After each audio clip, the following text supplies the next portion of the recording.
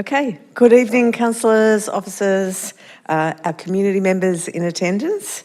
I also welcome members of the public who are joining us online and who are live streaming tonight's meeting. My name is Councillor Christine Olaris. I'm the Darebin City Council Mayor and I'm also the Chair of tonight's meeting. It's my pleasure to welcome you all here tonight to this council meeting, and I declare the meeting open at 6:05 p.m. It is being live streamed, so just so everyone knows that, and a recording will be made available on the council website as soon as possible after the meeting. As discussions relating to confidential information, any discussions relating to confidential information under Section 3(1) of the Local Government Act 2020 will require Council to move into camera pursuant to Section 66(2). I don't believe we have anything of that sort this evening. So I would like to start by acknowledging that we are meeting tonight on the lands of the Wurundjeri Woi-wurrung people, the traditional owners of this land. I want to recognise their continuing connection to land, to waters and to culture, and pay my respect to elders past and present. And I'd also like to affirm my commitment to truth, treaty and self-determination for our First Nations people. I'd like to welcome and acknowledge all councillors, our executive leadership team, staff, our municipal monitors who are all here this evening, and we have no apologies. We have an even number of councillors, so what that means is that as chair I may be required to make a casting vote if we have even numbers of votes. And I just want to make sure that everyone's aware up front that that casting vote will be the same vote that I use in the deliberations. So we start with disclosures of interest. So if any councillor or relevant staff member has a conflict of interest in relation to any matter that's on tonight's agenda, they need to declare the conflict and disclose that they have a conflict and the nature of that conflict. There's two times people need to do that. One will be just in a moment, and then after that, just before the item that as we get to it on the agenda. So can I ask if there are anyone with any conflicts? So Vanessa? Thank you, Mayor Olaris. I have a conflict for item 9.4, partnership grant options, that I've previously disclosed to the CEO, and I'll leave the room for that item. And can you give us a broad idea of the nature? Yeah. Thank you, Mayor. A family member has an alignment with one of the existing partnership grant organisations. Thank you. And Councillor Arturi. So Thank you, Mayor. the type of conflict. Yep, I have which item and the type. Thank you. I have a general conflict of interest in relation to item 9.1. Okay, thank you. And then during the course of the meeting, if anything comes up on the agenda that you realise that you do have a conflict, please at that point just let me know. Okay. We're going to just confirm the minutes from the previous meeting. So councillors, can I please have a mover for the adoption of the minutes of the ordinary council meeting on the 26th of May 2025, and that those minutes be confirmed as correct record of business transactions. And I see Councillor Jelly. Thank you very much. We have a seconder over here, Councillor Salkos. I'm just going to go straight to a vote. Anyone in favour? And that's carried unanimously, so thank you very much. Okay.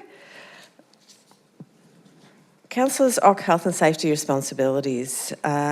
We run through this every time, but for those who haven't been here before, I think it's, and for those who have, it's always important to remember that Council does have an occupational health and safety responsibility to ensure that anyone attending tonight's meeting feels safe both physically and emotionally.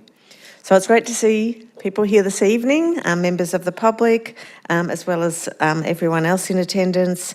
So can you please note the following, though? So one is that we do need to preserve silence in the gallery at all times during the meeting, other than, of course, when you have been asked to speak. So, yeah, just to really make sure the meeting runs in a smooth way.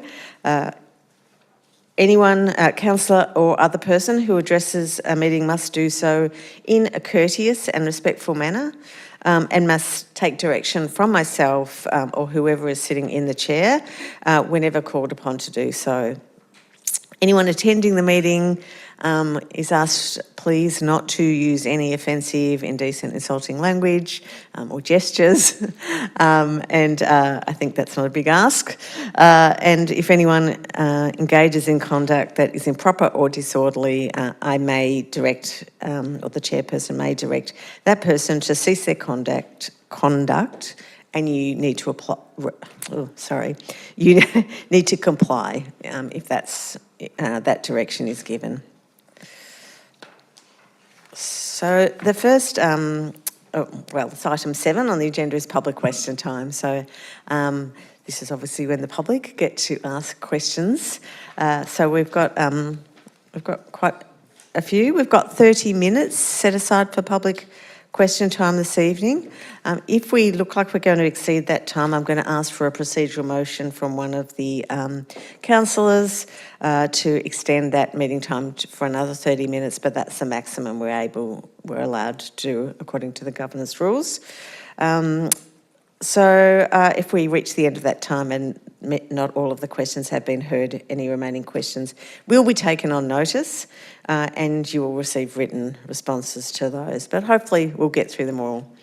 In line with Council's governance rules, no questions will be taken from people in the gallery unless they were submitted by 12 o'clock today. So there's those of you submitting questions hopefully know and petitions, there's a process to go through. So I believe that everyone has done that. So yep, just stick to the questions that you have had approved. You can only ask 3 questions and you cannot speak for more than 2 minutes. And we'll have a clock up so that you can keep an eye on that. Please be mindful that it is question time, which means you have time to ask questions, not to make comments. Questions related to notices of motion, petitions or urgent business will not be accepted in accordance with the governance rules. For members of the public who have registered to ask a question in person, I will call on your name when it's time. If I call your name and you don't respond, we'll take it that you're not in the gallery, and in that case, one of the officers will read out the questions on your behalf, and the relevant general manager will answer those questions even though you're not here. If you're in attendance in person or virtually, I will invite you to come up to the lectern, or if you're online to unmute yourself and to state your name first and then ask your question. Like questions can be grouped together. The first person who submitted, so if we've got 3 questions that are virtually the same, it'll be the first person who put that question forward that will get the opportunity to ask their question. Okay, so we're going to get into those. So the first person I have, this person is not in attendance, but we will get the question read out. So it's Janie Papakonstantinou. Enna, thank you. Read the question. Thank you, and through you, Mayor. Janie has 3 questions in relation to traffic, speeding traffic and trucks along Broadhurst Avenue. The 3 questions are: why are semi-trailer trucks still allowed to drive down Broadhurst Avenue from Radford Road? Number 2, why haven't speed humps been installed between Massey Avenue and Radford Road on Broadhurst Avenue? And number 3, why is Council claiming that these issues are not their problem after numerous emails have been sent about trucks taking down power lines on Broadhurst Avenue? Thank you for that question. And we're going to ask Vanessa Petrie to provide a response. Thank you. Thank you, through you, Mayor. Thank you for the questions, Janie. With question 1, semi-trailer trucks don't require a permit to drive on local roads in Darebin, including Broadhurst Avenue. However, to improve the safety on local roads, Council has started the Reservoir Truck Management project. So we've undertaken a detailed assessment, and we're now waiting on approval from the National Truck Regulator. Once we receive this, the next step will be community engagement and then the final approval, and this project is likely to be completed later this year. Regarding your question 2, a raised zebra crossing was installed on Broadhurst Avenue near Radford Road in 2022. Also in 2022, the Your Street, Your Say program identified the need for improved safety at the intersection of Macy Avenue and Broadhurst Avenue, as well as management of heavy vehicles in this area. This means that when this project is finished, you will see traffic signals at the intersection of Macy Avenue and a restriction on the size of trucks using some streets of Reservoir. Speed humps are not planned for Broadhurst Avenue. And regarding question 3, it's the responsibility of a driver to ensure their vehicle is compliant with size standards and is suitable for the conditions of their journey, including the low-hanging cables. If you are concerned about the size of vehicles, you can contact the National Heavy Vehicle Regulator, and if you've experienced damage to power cables near your home, you can contact the company or person that caused the damage, or you can contact Victoria Police. Okay, thank you. The next question is from Angela Denton. Angela is also not attending this evening. This is a parking compliance question, and I'll get Anna to read it out. Thank you. Through you, Mayor. Angela has 3 questions. The first is, what processes, timeframes and priority systems are in place to respond to reports of non-compliance, and what key performance measures are used to monitor the effectiveness of this reactive approach to enforcement of parking regulations? The second question is, what is the quantum of potential loss in revenue which this reactive approach to parking compliance is costing Council and its residents? And the third, would Council consider the possibility of implementing a regular scheduled parking compliance system across the municipality as a means of encouraging compliance and also supplementing revenue? If not, why not? And this one's also for you, Vanessa. Through you, Mayor Alaris. Thank you, Angela, for your questions about our parking service. The Parking Enforcement Service mostly responds to customer requests. Parking complaints are usually actioned within 3 business days, and customers then updated with that outcome. Urgent safety concerns, for example, vehicles that are blocking the flow of traffic or blocking driveways, are triaged and attended to as soon as we can. Council appreciates the impact of low vehicle turnover and poor parking compliance may have on businesses and how it may affect the livability of the municipality. So we are reviewing opportunities to strengthen our parking service with a focus around improved customer experience, access and safety. And thank you, Angela, for your suggestions. Thank you. Okay, I think in person, Meta Keskiropoulos. Is Meta here? No, we might need this one read out as well. Thank you, Mayor. Through you, Meta has 3 questions relating to batteries. The first is, why is this battery on this site? I think Pitcher Park is where she's referring to. What are the health impacts for residents, and why is it not placed elsewhere? Thank you. I think Rachel, I'll answer this one. Hi, Meta. Through you, Mayor. So Council decided to lease the site at Pitcher Park to the utility company that manages the power grid. That's Gemini. That was after they made a request and undertook community consultation. We're not aware of any adverse health effects relating to the battery's installation or its operation. The site was selected after a very extensive process, in fact, by both Gemini and Council Gemina was seeking a site in Alphington specifically because the power grid in this area is constrained and the battery will help the grid's stability and performance. This site was also the only one in the area that met all of council's criteria, and in particular it allows all the normal functions of the park to continue. Okay.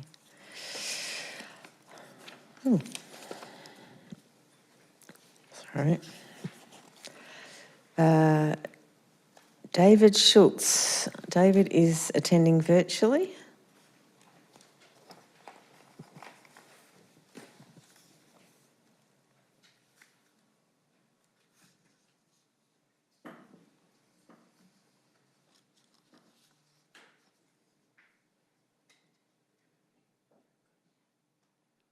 No, he's not here.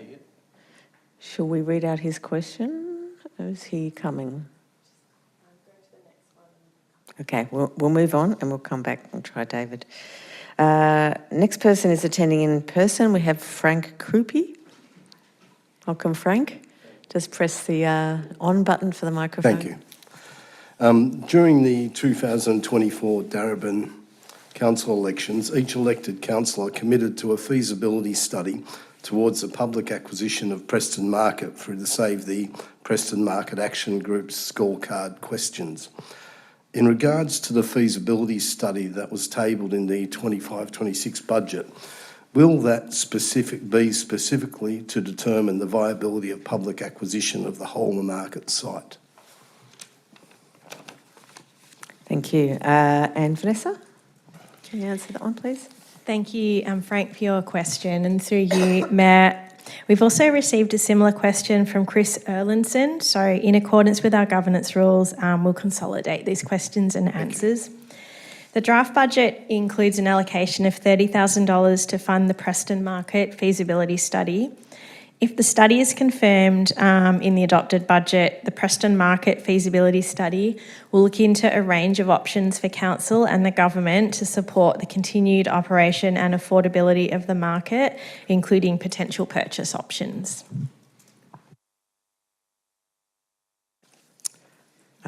Okay, Chris Erlandson. Sorry, apologies. Same question.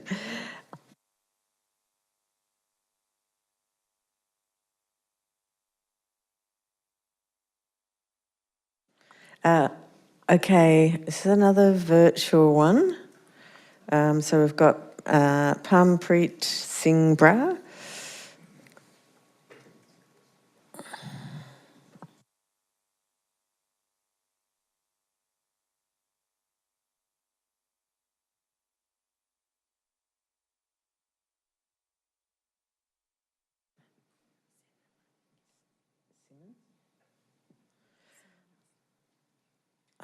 I believe there's someone in the gallery who's asking a question in place of Parmpreet.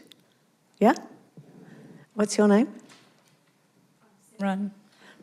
Go ahead. Thank you. So I can just read the question, right? Sure. Yeah.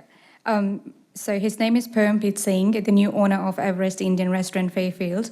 So his question was like he's been waiting on a liquor license, which have not been had any feedback or advice from your planning department, not even an officer has given him any updates when he called. So I applied for the liquor license. The license application number is 25455A06 6 months ago, and I have still not received any updates yet. So the previous owner had a legal license, and we put in a new application for the license at the same premises. The application was applied through my lawyer. My business is not doing well and losing money because I can't offer any drinks at the premises. I have approached many lawyers several times, and I have called Victoria Liquor many times, but no one is able to give in any updates. So I have no clue where my application is and why I'm not receiving any updates or decisions. I have also given my number and my manager's details to contact directly to Victoria Liquor for the further process, but no update so far is given to him. Please give me advise me what I should do or where I should seek for help. My business has been in loss since we took over last year from December. Thank you. Vanessa Petrie again. Thank you, Simran, for coming this evening and asking Pampreet's questions. And through you, Mayor, I am sorry to hear about this delay. Council, we don't have a role in issuing liquor licences. There are no planning permit requirements in place for this zone, so all liquor licence inquiries are managed by the Victorian Liquor Commission, and more information can be found on their website. If you wanted to escalate your concerns, you may raise a dispute with the Victorian Ombudsman, and I'll have an officer contact Pampreet tomorrow, and we can share those website addresses for you to consider. Okay, thank you. Thank you. Simon Batterberry. Welcome, Simon. Thank you, Mayor. This concerns Pioneers Retreat in, still called Batman Park, I believe, in Northcote, in South West Ward.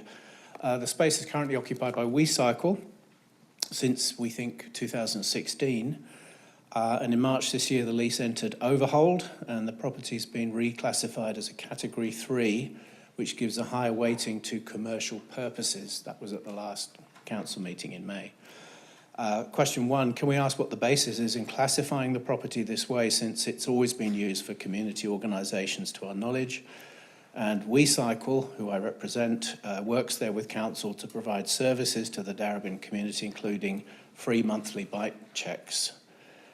Can this property please be reclassified back as for community use, potentially as Category 1, as per the recent definition at the council meeting, to ensure the organisation can continue to support the Darebin and wider community? Thank you. Rachel. Hi, Simon. Through you, Mayor. So the property was assessed as having potential for either community or commercial uses, which is why it was listed in Category 3. As you mentioned, it's currently in overholding, which means the original term of the lease had expired, and that's why it's been included in the upcoming EOI, because that gives us a pathway to consider and establish a future lease. WeCycle is certainly eligible to apply for that site or any of the other sites that will be offered through the expression of interest process. The process of running an EOI is also one that we put pretty careful governance around, and therefore we do need to proceed on the basis of the current classification. We can confirm that community organisation applications are eligible, and the expression of interest process will be formally promoted from July. Following that, following applications and evaluation, a report would come back to council to consider at a meeting like this one. Okay, thank you. Mark Redston.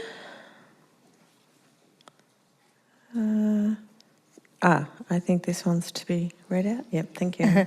Thank you. Through you, Mayor. Mark has some concerns about the junction at Victoria Road and Separation Street, and is asking what is, his question is simply what is happening with the junction at Victoria Road and Separation Street. Okay, Vanessa, thank you. Thanks for your question, Mark. And through you, Mayor, the intersection of Victoria Road and Separation Street has traffic signals, and these signals are managed by council. It's clear from the data that the growing number of vehicles and congestion on our roads is impacting the way that you and we and others are moving around. A senior officer is going to call you tomorrow and discuss your concerns. Thank you. Okay, we've got some questions from John Nugent. Anna, could you read those out? Yes, thank you. Through you, Mayor. John has 3 questions. The first is, could you please advise when the following policies will be released for general public comments? The first is the subsidy performance policy, and the second is the flag policy. Did you want to respond? Thanks, Nina. Thank you. Thank you for the questions, John. Through you, Mayor. To confirm and in line with what was earlier provided in response to this particular question in December of 2024, Council is undertaking a holistic review of the sporting fees, charges and occupancy agreement policy, which includes the performance subsidy, in 2025. A draft policy will be released for consultation later this calendar year. The consultation was not intended to be completed by June of 2025. Regarding the flag policy, a draft policy will also be released for public consultation later this year. And through you, Mayor, Mr Nugent's remaining two questions are for Rachel Olivier, so I'll read those together. The first is relating to the solar battery at Pitcher Reserve in the south of the city. He says, Council are intending to put in another solar battery in the city. Could Council advise, will this battery be placed in the north of the city to help its residents? And the second question is, could you please advise how much this Council has spent on consultants this financial year? Thank you. Thanks, Mayor. So, John, in terms of the batteries, in both of the two batteries that Council's helping facilitate, Council's been approached by a third party seeking to lease a particular site. If we were approached about land in the north of the city, we'd consider a request at the time. We understand the reason that Gemma has sought an Alphington site is because the electricity grid's constrained in that area, which isn't the case in many parts of Darebin. Village Power are the other organisation aiming to establish a battery, and we understand they're interested in the particular location because of the high uptake of solar power in the local area, and that allows them to trial a new operational model for the use of batteries. In terms of expenditure on consultants, for the 11 months so far this year to the end of May, Council has spent $1.3 million on consultants. Thank you. This one is also to be read out. It's Maria Moustakis. Thank you, Mayor, through you. She says, my name is Maria Moustakis and I have been the owner and resident of 183 Piriwan Road Reservoir for over 40 years. I am here to raise serious concerns regarding an ongoing administrative error that has resulted in multiple newly built units located approximately 500 metres away and originally part of the 75 Cheddar Road being assigned to the same street address as my home. This has led to dangerous confusion with emergency services, incorrect billing and severe personal distress. Despite raising this issue with Council multiple times, no resolution has been provided. Given the public safety risks and emotional harm caused by this ongoing misidentification, can the Mayor and Councillors advise what immediate action Darebin Council will take to correct the addressing error, ensure my property is uniquely and properly recognised and prevent further endangerment to my safety and wellbeing? Thank you. Rachel.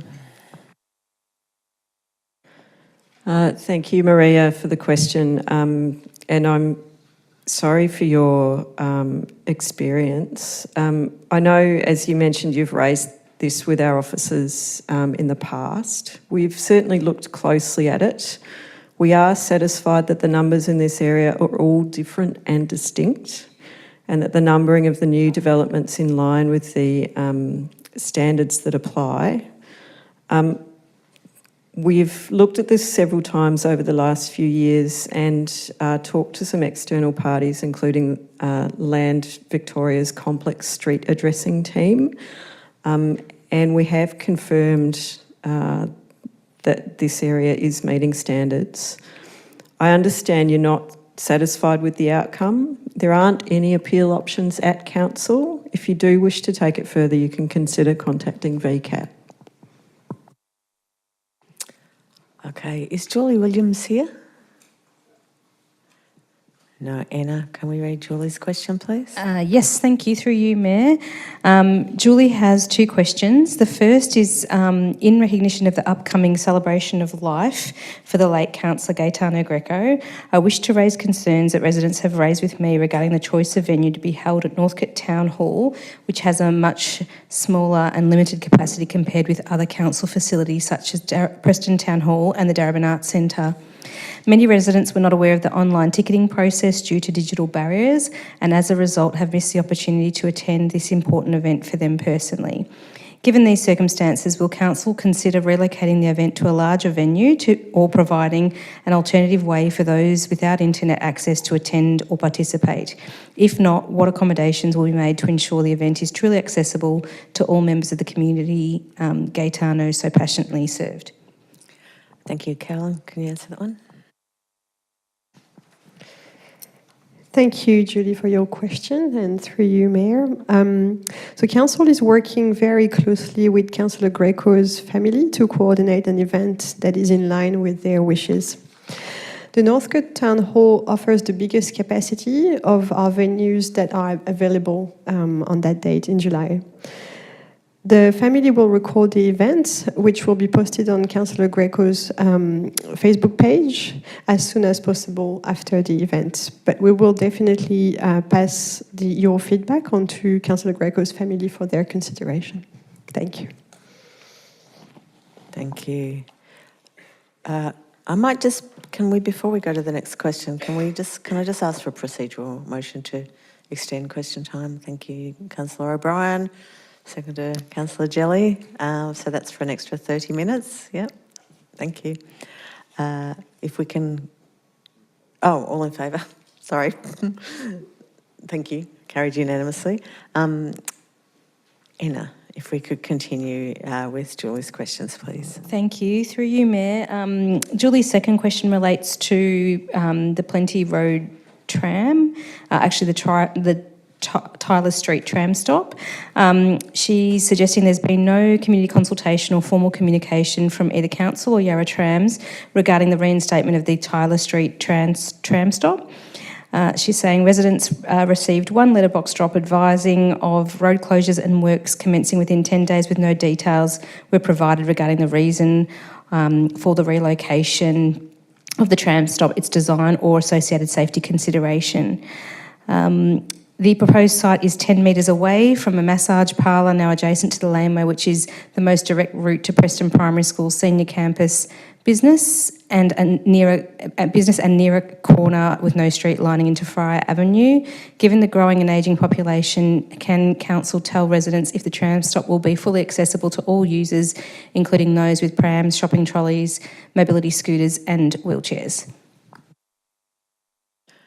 Thank you. And Vanessa, would you be able to respond to this one?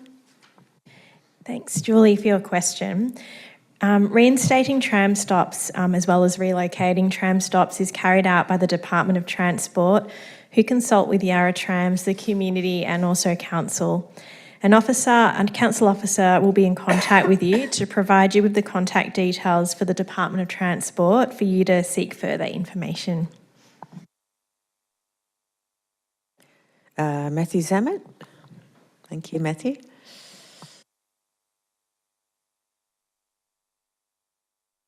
Press the button.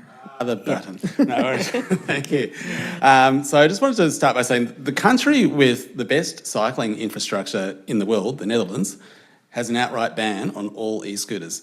The country is with some of the best public transport systems in the world. Hong Kong and Switzerland, according to Google, have banned e-scooters on all roads and footpaths, parks only. So the masters of cycling and public transport infrastructure Matthew, are not partial. You've got a petition as well, so can I get you to jump to the okay, sorry, I was watching the clock. Okay, cool.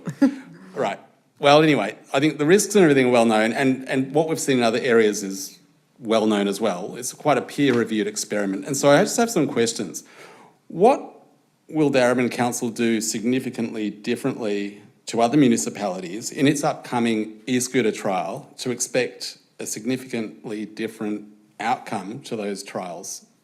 If you repeat an experiment and expect a different result, what are we changing?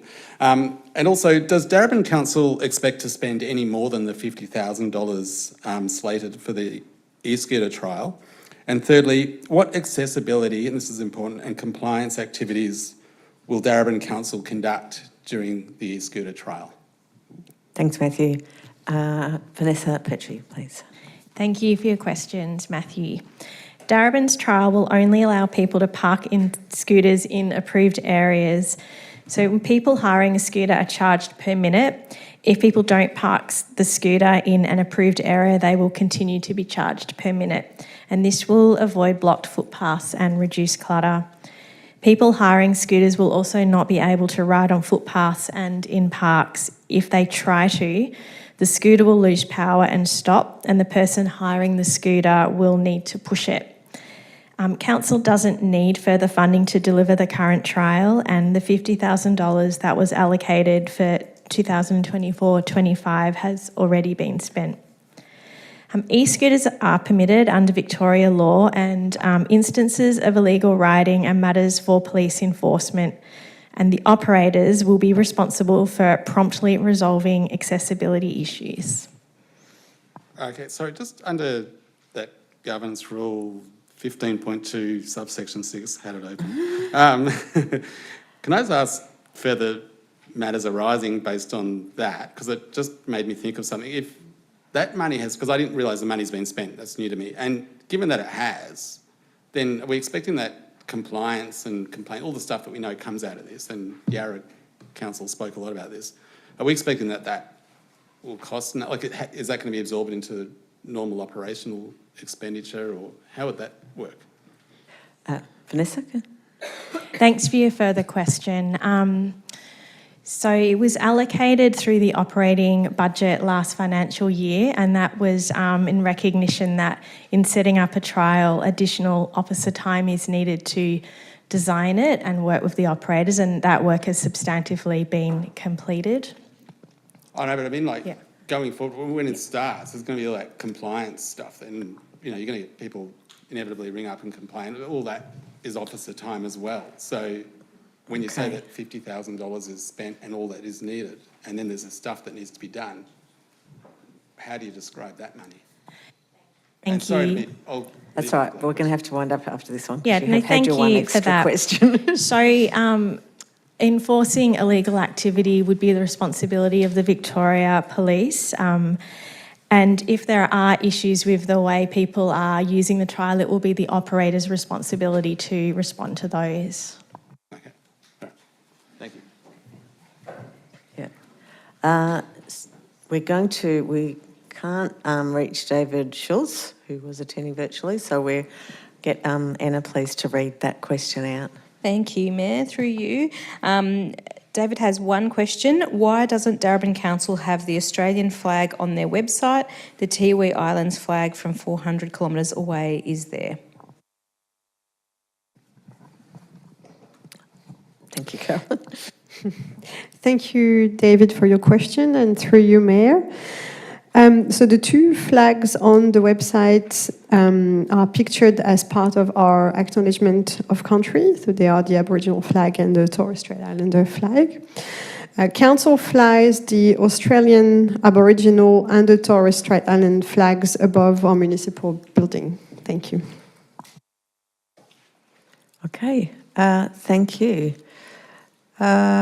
We do not have any submissions this evening.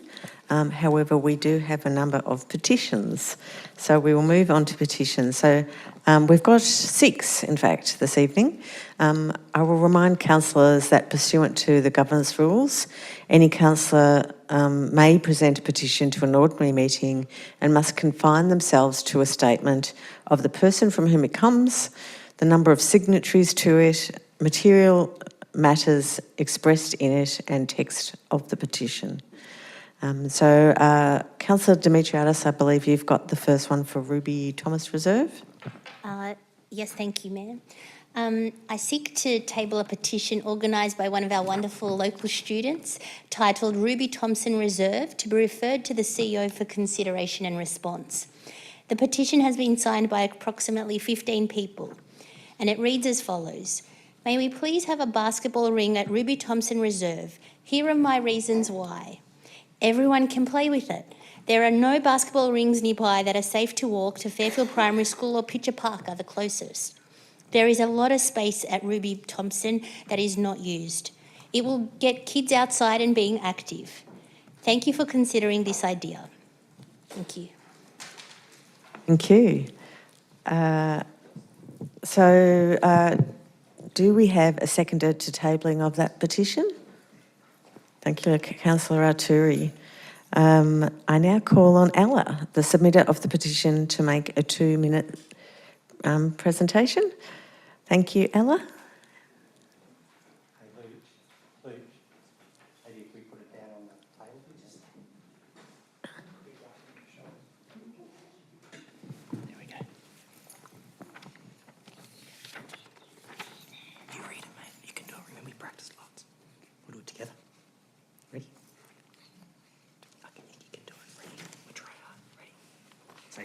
All right, I'll read it for you, Ella. Ready? You want to, okay. It says, "Hi, I'm Ella Rose Outen. Thank you for having me today. I am 7 years old and I play basketball for the Ivanhoe Knights. I'm in Year 2 at Fairfield Primary School. I love to play basketball and I'm happy to be here to tell you why I would like to get a basketball ring at Ruby Thompson Reserve in Northcote. 1. I live in Fairfield, but the closest basketball rings are over 1 kilometre away and I have to cross lots of busy roads to get to them. Reason 2, Ruby Thompson Reserve is a big park with lots of space that isn't used. Lots of kids come to play here and a basketball ring would give us more things to do, especially as we get older and no longer use the play equipment like the swing, slide, seesaw and sandpit. Reason 3, it's a great thing to add to Ruby Thompson Reserve that lots of people can use for free. All you need is a ball. It could mean less kids stay inside watching TV and more people have a chance to be active." You sure can. You read number 4. Okay. 4. Also, if the location is chosen carefully, I don't think that it will be any louder than the playground noise for the people who live nearby, and there will still be lots of free space for dogs to run in. Thank you for listening to me.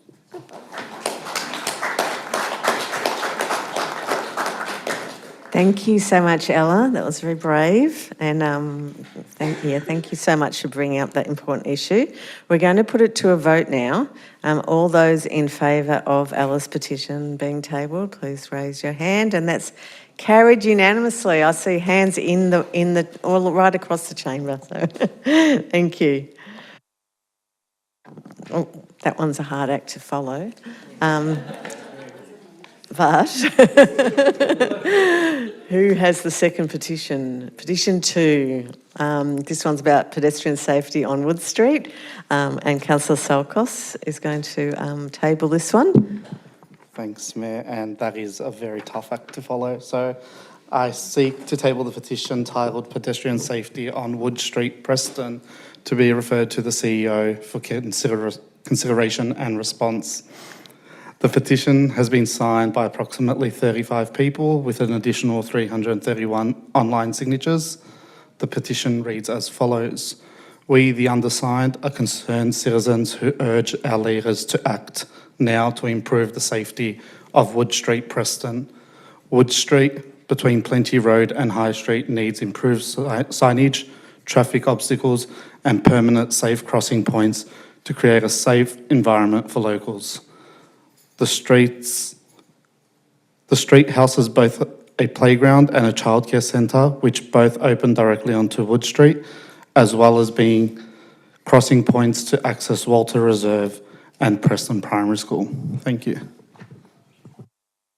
Okay, do I have a seconder for that petition? Councillor Demetriadis, thank you. I now call on Jordan, the submitter of the petition, to make a 2-minute submission. Thank you, Jordan. Thank you. Good evening, everyone. Wood Street is a heavily used street in our community, but we need to consider its safety. Children cross to get to Preston Primary at all hours. Community members cross Wood Street to get to AD Davis Reserve. Young families use Wood Street to access Wood Street childcare, and this is by no means an exhaustive list. Young residents often don't understand traffic risks, and streets like Wood Street need to reflect that reality. Wood Street Childcare Centre opens directly onto Wood Street, so when accessing the centre, families have to remain hyper-vigilant.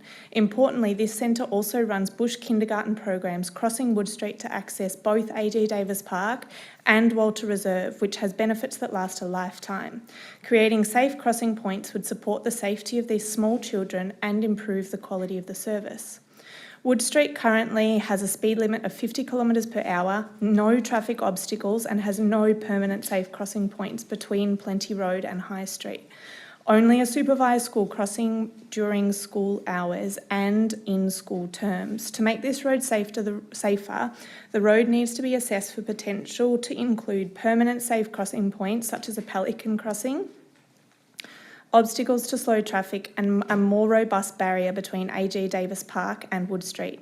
We have great examples to follow of how Darebin Council have improved the safety of the local parks. Penders Park in Thornbury includes fences and gates, traffic obstacles, clear signs and multiple crossings. Closer to home, La Hinch Reserve in Preston uses railings with thick underplanting of native grasses to prevent balls or children from slipping through. Furthermore, Alfred Nuttall Kindergarten in Fairfield on Separation Street demonstrates a perfect example of how to make traffic safe for small children.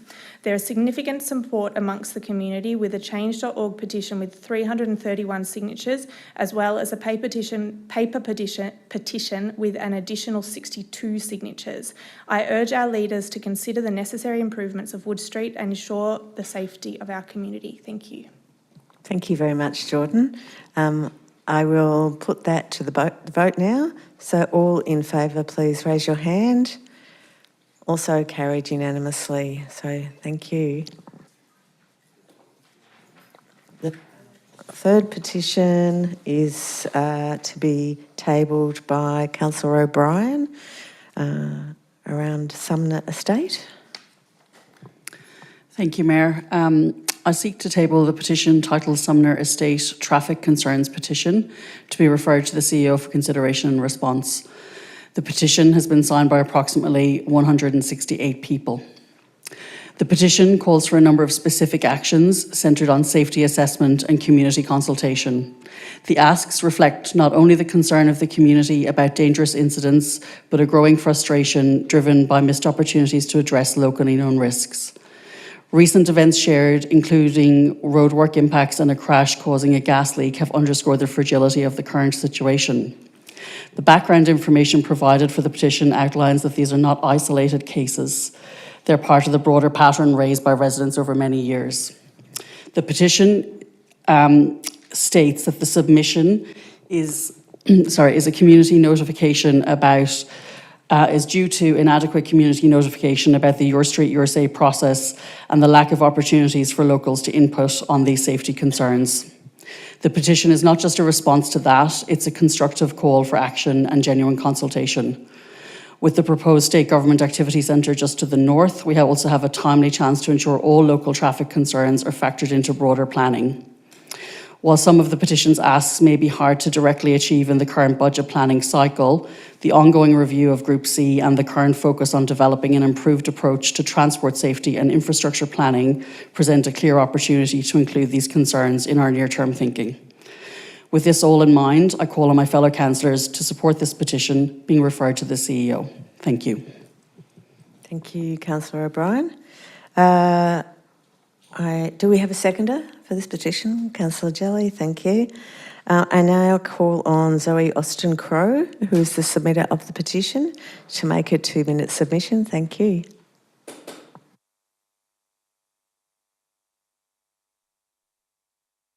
Sorry. My name is Zoe Austin-Crowe and I'm speaking on behalf of residents of the Sumner Estate. We've submitted a petition because we were not properly notified about the Your Street, Your Say process. No one in the neighbourhood got a flyer notifying us about that process. As a result, many residents missed the opportunity to participate and decisions about Group C are being made without our voice. This is incredibly frustrating because we would be very vocal and active contributors, as demonstrated by the approximately 168 people that signed the in-person petition within a matter of a week. We have significant concerns which we've been trying to raise with Council. While we've been trying to raise these concerns, there was a serious crash on the corner of Sumner Avenue and St George's Road on the 12th of May. 2 cars collided, with a car hitting a fence and rupturing a gas main. This isn't a one-off, it's a part of a pattern of growing risk. We're especially concerned about the safety of the many students who travel through the area each day, with Northcote High School just at the end of our area, and they walk and they cycle through the area. They're forced to navigate blind corners, parked cars and traffic congestion. These young people are competing with cars trying to take shortcuts and poorly managed streets that were never designed for the volume of traffic they're taking. With the proposed development at 150 Arthurton Road, the pressure on our local streets will only increase.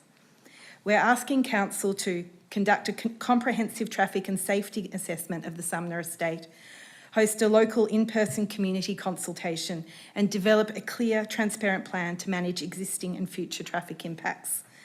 We support progress, but not at the cost of community safety and livability. And we urge Council to act before something even more serious happens. Thank you very much. Okay. Do we have a seconder for the tabling of that petition? That was Julie. Thank you, sorry. We'll put the motion to the vote now. So all in favour, raise your hand. Also carried unanimously. So thank you for your time, Zoe. Petition 4 is Councillor Demetriadis. So go ahead. Thank you, Mayor. I seek to table a petition titled Concerning Pioneers Retreat and Combined WeCycle Petition to be referred to the CEO for consideration and response. The petition has been signed by approximately 714 people and reads as follows. Support cycle, give a long community lease for the Pioneers Retreat at Batman Park, Northcote.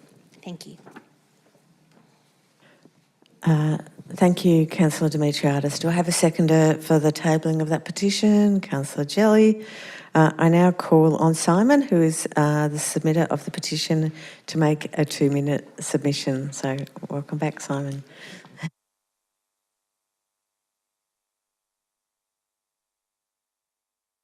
All right, we fix bicycles for people in need from across the north and west primarily. We do this as volunteers, and we currently receive a community lease on a small rent to occupy the premises, and we are processing 250 to 300 bicycles a year, giving those out for free. Those are donated primarily by Darebin residents. What we're asking for is very simply return Pioneers Retreat to a community lease. We don't support the idea of going commercial. We also note that there, to our knowledge, hasn't been a commercial tenant in that building because it's an isolated place on a busy corner. As far as we know, there was a Greek male choir in there. There was a maternity service. We can't find any commercial any lease.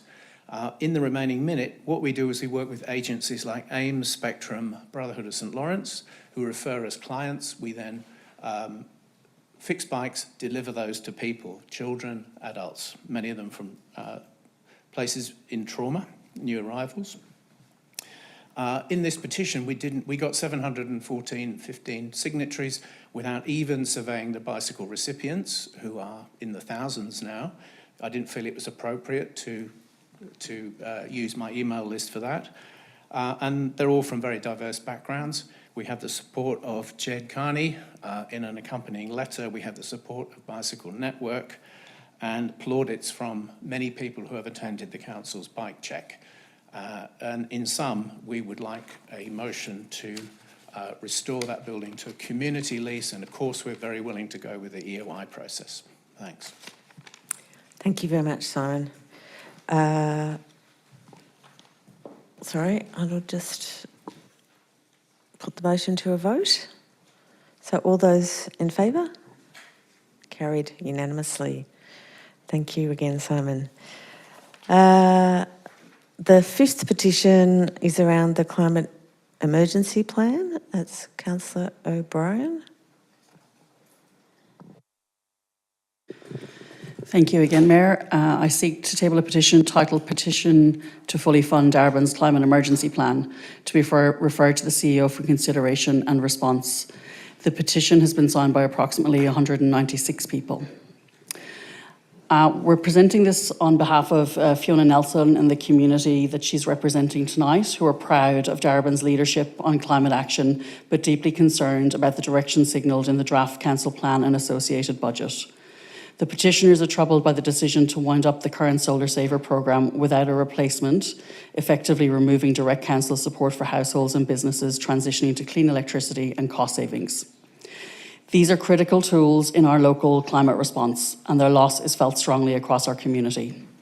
We know that Darebin was the first government in the world to declare a climate emergency in 2016, sparking a worldwide movement, and many in our community are proud of this fact. It was an emergency then, and it's an even greater one now. We're living through escalating climate impacts, catastrophic fires, floods, heat waves and droughts, and their impacts on things like human safety, wildlife, property and food security are all too real already, and the window for staying within safe temperature limits is narrowing. The community is clear. Climate action must remain a priority for Darebin Council. It's a pillar in our 2041 community vision. It's central to our shared future. That's why the Climate Emergency Plan, adopted by the Council after extensive 2-year consultation and expert advice, set clear and strong targets, including 1,000 households every year to electrify their homes and transport. The petition acknowledges the state and federal incentives are welcome, and while essential, they're not enough on their own. Local government plays a vital role in helping people to navigate these changes where they live, offering tailored, trusted support to maximise the opportunities available. The petitioners are asking Council to fully fund the Climate Emergency Plan and in the budget, and to commit to its delivery every year of the new Council plan. They are calling for continued leadership, not retreat. On their behalf, I urge my fellow councillors to reaffirm Darebin's climate commitments and ensure this work remains a core part of our focus and delivery. And as a first step, we refer the petition to the CEO for consideration. Thank you. Thank you very much. Do we have a seconder for the tabling of this petition? Thank you, Councillor Sangster. Okay, I'm going to call on Fiona Nelson, the submitter of the petition, to make a 2-minute submission. Thank you, Fiona. Pop the microphone on. Thank you, and good evening, councillors. My name is Fiona Nelson and I live in Preston. I'm here to support my petition to fully fund the Darebin Climate Emergency Plan. I'm very proud of Darebin's world-leading call to action on climate change. We have created a pathway for other local councils to follow in this all-important endeavour. It cannot be overstated that the time to act on climate change to avoid the worst effects is now. Local councils have a pivotal role in enabling residents to act locally for a meaningful global impact. Our plan was a collaboration between council and residents and is strong because of this. All of the plan's elements are needed for the greatest benefit and meaningful effect. Supporting people to switch from gas appliances to clean electrical options, supported by solar energy production, is a vital part of the strategy. This can only be fully achieved with the support of council. You connect the community to the broader state and federal programs that can be difficult to access for individuals on their own. The elements currently budgeted for are important, but are incomplete without the full plan. I therefore urge you to review the proposed budget and fully fund the Climate Emergency Plan, and to keep Darebin at the forefront of this fundamentally important fight. Thank you for your time and attention to this matter. Thank you very much. Put that to the vote. All those in favour? Carried unanimously. Thank you. Final petition, number 6. Councillor Demetriadis, would you like to table this petition which relates to the e-scooter trial?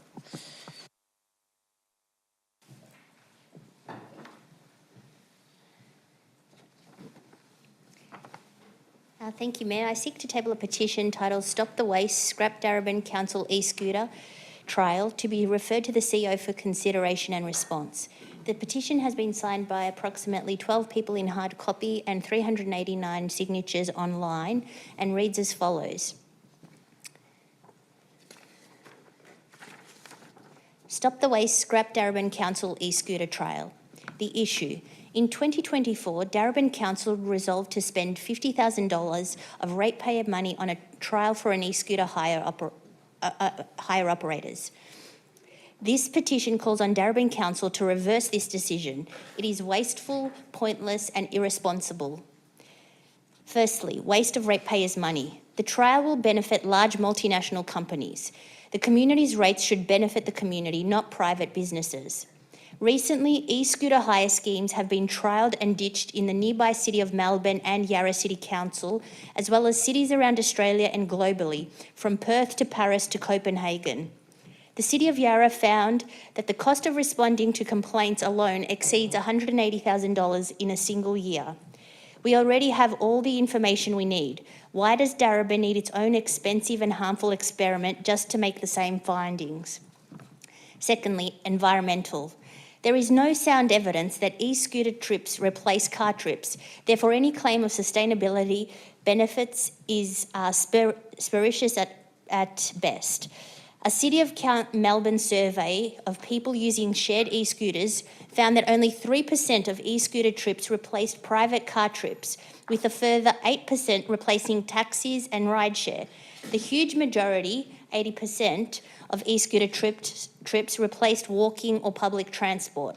This would mean that e-scooters most likely add to the carbon footprint in metropolitan areas. Thirdly, safety. In a single year, Royal Melbourne Hospital's emergency department treated about 250 e-scooter riders and 9 pedestrians hit by e-scooters. Of these hospitalisations, 21 experienced major trauma and 1 later died from a brain injury. There has been further recent deaths, including children and young people.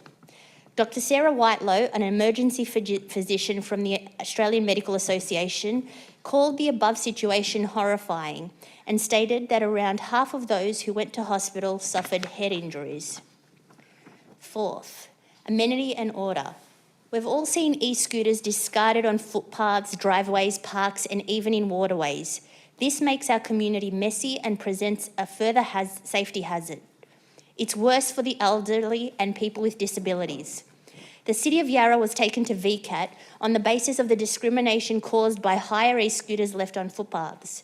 If the same thing happens in Darebin, that will be more ratepayers' dollars wasted on lawyers and court proceedings.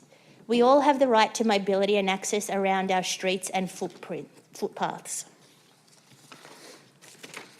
We call on Darebin Council to stop the waste, start treating our ratepayers with respect and scrap this pointless e-scooter trial. Thank you. Thank you, Councillor Dimitriadis.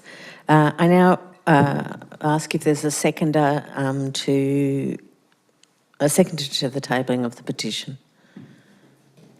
Councillor Selkos, thank you. Now I'll call on Matthew Zammit, the submitter of the petition, to make. You've got another 2 minutes. Okay. Thank you, everyone. And I just want to say outright, I've ridden e-scooters, private and hired ones, and they're a lot of fun. I get it.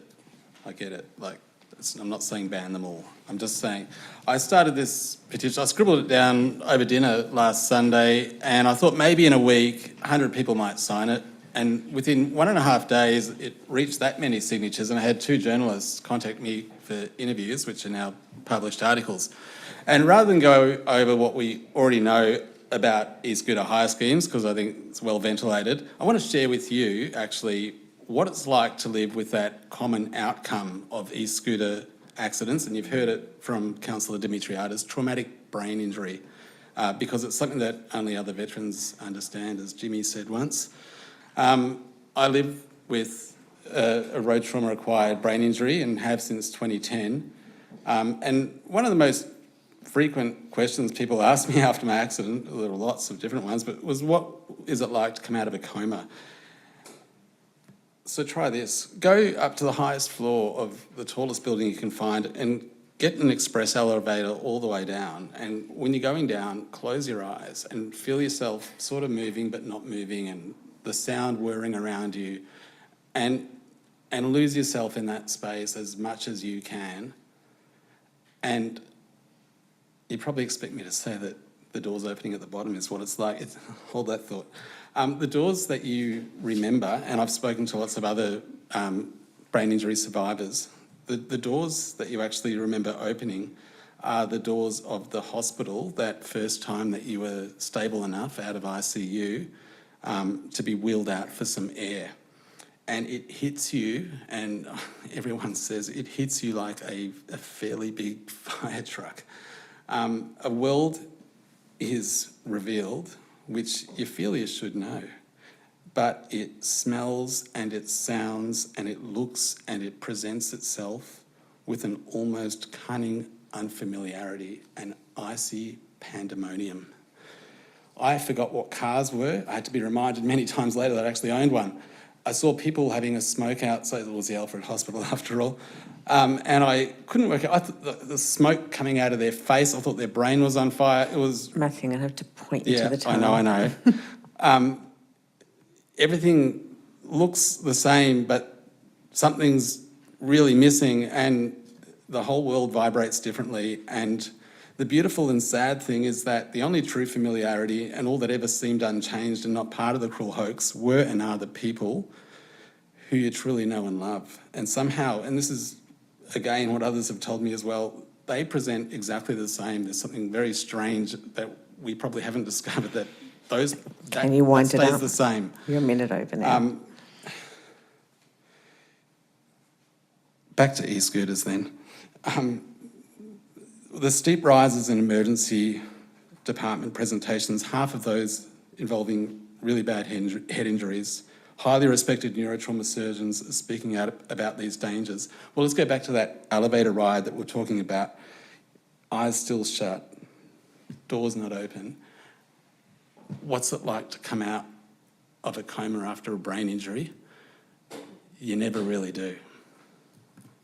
Okay, thank you very much, Matthew. Now I'm going to ask for, we've got a seconder. Do we put it to the vote? So all those in favour of submitting that petition? And that's unanimous. So thank you very much for your time, Matthew. Okay, I'm not sure if I need a procedural motion. I'm going to call for a 5-minute break. Can I have a procedural motion? Thank you, Councillor O'Brien. Seconder, Councillor Salkos, all in favour? Thank you. We'll just be 5 minutes, so back at 7:16. And so the meeting is now adjourned for 5 minutes.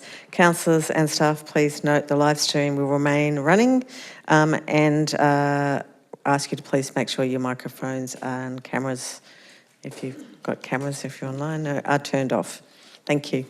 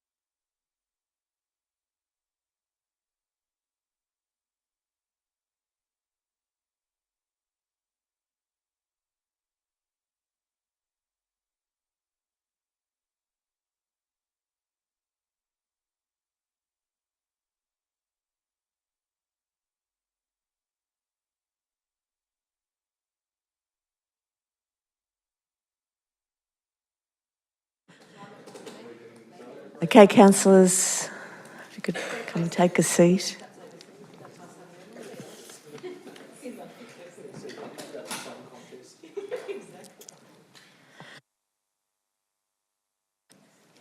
Okay, we will restart the meeting.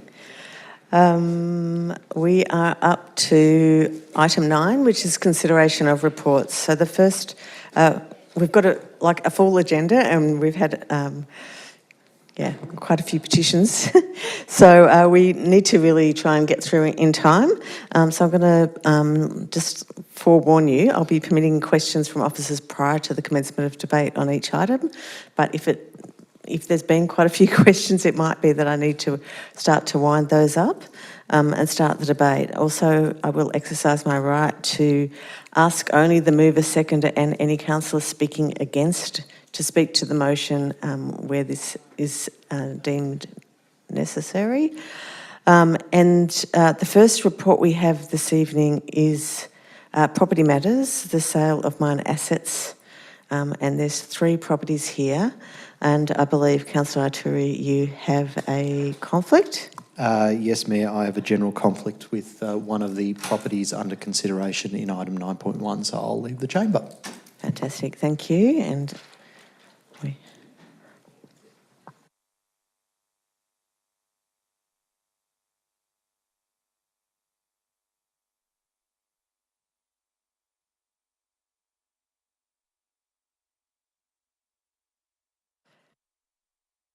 okay. Councillors have any questions of officers regarding this item? No? Okay. All right, so do I have a mover of the motion? It's up on the screen.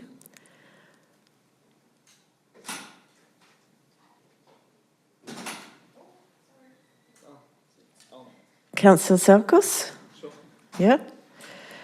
Do I have a seconder for the motion? Councillor Jelly. Does the mover wish to speak? I'll keep it brief, thank you, Mayor. I just want to quickly thank the officers for all their hard work that they've done to get this to this point, and I hope all councillors can support this. Thanks. Thank you. Does the seconder wish to speak? No, thank you, Mayor. Okay. Anyone want to speak in opposition? Any other speakers? Okay, if we've got no further debate, I'm going to put this one to the vote. So all in favour, please raise your hand. And that's carried unanimously. Thank you. Can we please let Councillor Arturi know we have him back?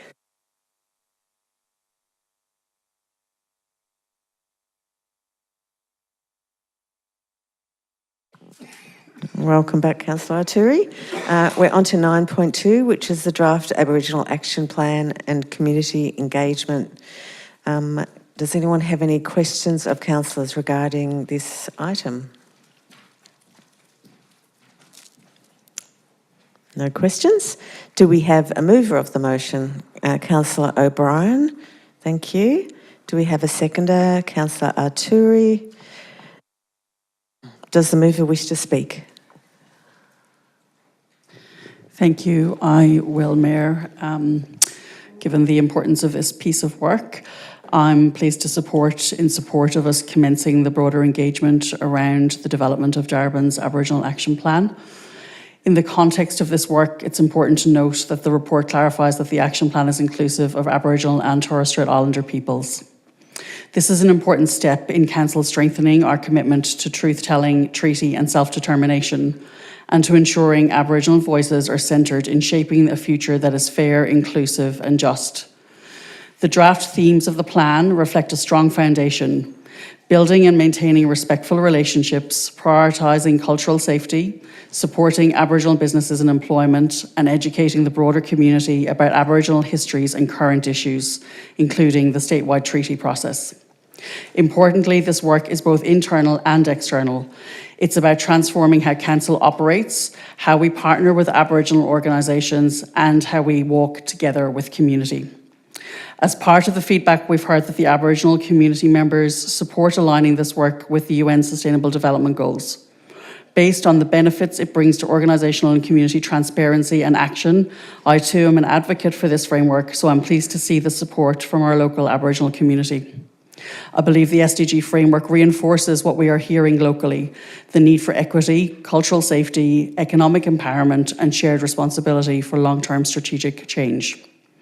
We also acknowledge that through this process, Aboriginal community-controlled organisations and services may provide feedback that goes beyond the formal scope of the plan, and this is acknowledged in the report. We must approach these conversations with humility, as an organisation that is still learning, but committed to growth and meaningful action. This is not just a consultation process. It's an opportunity to listen deeply, act with integrity, and build relationships based on reciprocity and respect. I thank our officers, members of the Darebin Aboriginal Advisory Committee and others for their work on this to date, and I'm grateful that we're in a position to move forward with open hearts and minds. I strongly support the commencement of this engagement process and look forward to seeing the outcomes that emerge through genuine engagement and partnership. Thank you. Thank you, Councillor O'Brien. Does the seconder wish to speak? Yeah, very briefly, Mayor. I want to thank Councillor O'Brien for moving this motion, and I agree with everything she said. And it is indeed a very important piece of work, and I too want to thank officers and, in particular, members of our Aboriginal engagement team for the work that they've done up until this point and the work that they will do during this consultation. Obviously, this is an extremely important opportunity to see how we can better partner with Aboriginal groups and businesses as we reaffirm our commitment to treaty truth-telling and self-determination, as Councillor O'Brien said. And as always, I would encourage all members of the community to participate in this consultation. I look forward to the outcome of this consultation, and also just another thing Councillor O'Brien said that I thought was very profound is that it's not just a consultation, it's also an opportunity to listen deeply and respectfully to the outcomes of this process.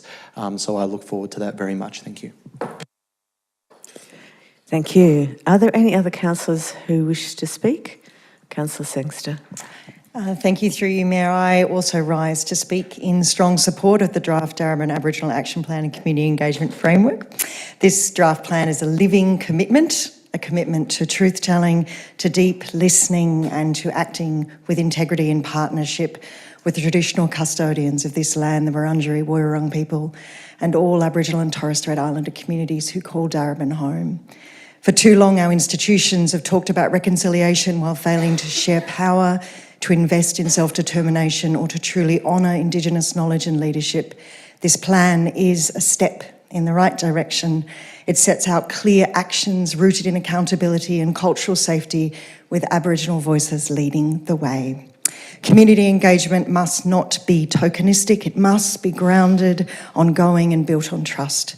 And that's why I support the commitment to embed Aboriginal decision-making in our processes, not just consult, but co-create. And at a time when national momentum towards justice can feel fragile, although Wednesday was an extraordinary day, Darebin can and should and must lead by example. This plan is a blueprint for what it looks like to walk the talk. So let's adopt it, let's fund it, and let's look forward to seeing it in its full and final form in the future. Did you like how many Fs I got in there? Thank you very much to everyone who's spoken. Is there anyone else who would like to speak? Okay. Thank you. I feel we're all probably in furious agreement about this one, but I will ask the question. All those in favour, please raise your hand. Oh. It's a little delay there. Okay, that's carried unanimously, so thank you very much. That's a fabulous report and hopefully a great outcome. So we're going to move on now to 9.3. This one is Your Street, Your Say Group A. Do councillors have any questions of officers regarding this item? Councillor O'Brien. Actually, no, I don't, sorry. Thank you. Okay. All right. We will enter debate. Councillor Boglis. I'd like to move the officer's report with an amendment.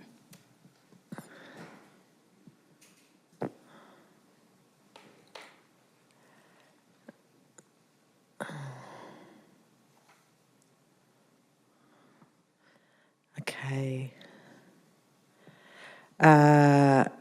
Do we have a seconder for this motion? Oh, you've got a question? I think that's fair enough because we've got a new motion here, so go ahead. Thank you. That was my moment of pause a minute ago. It was in relation to an amendment, not the actual emotion. God, we're all doing really well tonight. It is emotional. I guess, yeah, my question to officers related to this with the items listed in 2 and 4. Sorry, I'm just getting familiar with this because I only saw it really recently. What do we think the implication is for the forward budget if these things are included? Thank you.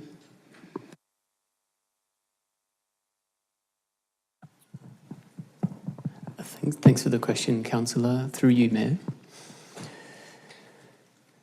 In relation to number 4, if they're included in the budget to be delivered in this council term, my current assessment is that the 4th year of council, 28-29, will be the second funded delivery year for the Gilbert and Henty project, and Gilbert and Edwards already has an allocation in the 26-27 financial year.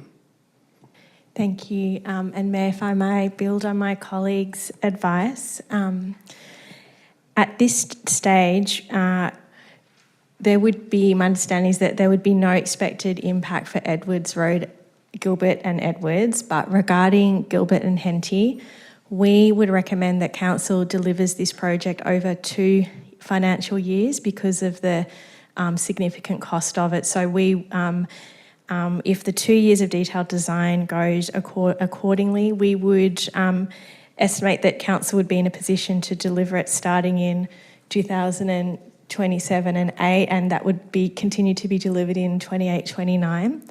That then spreads the impact, and we would anticipate there would be no impact on the other delivery of other projects in Your Street, Your Say areas B and C. If that project was delivered entirely in the 1 financial year, we would expect that would have some impact at potentially displacing some other projects from areas B and C.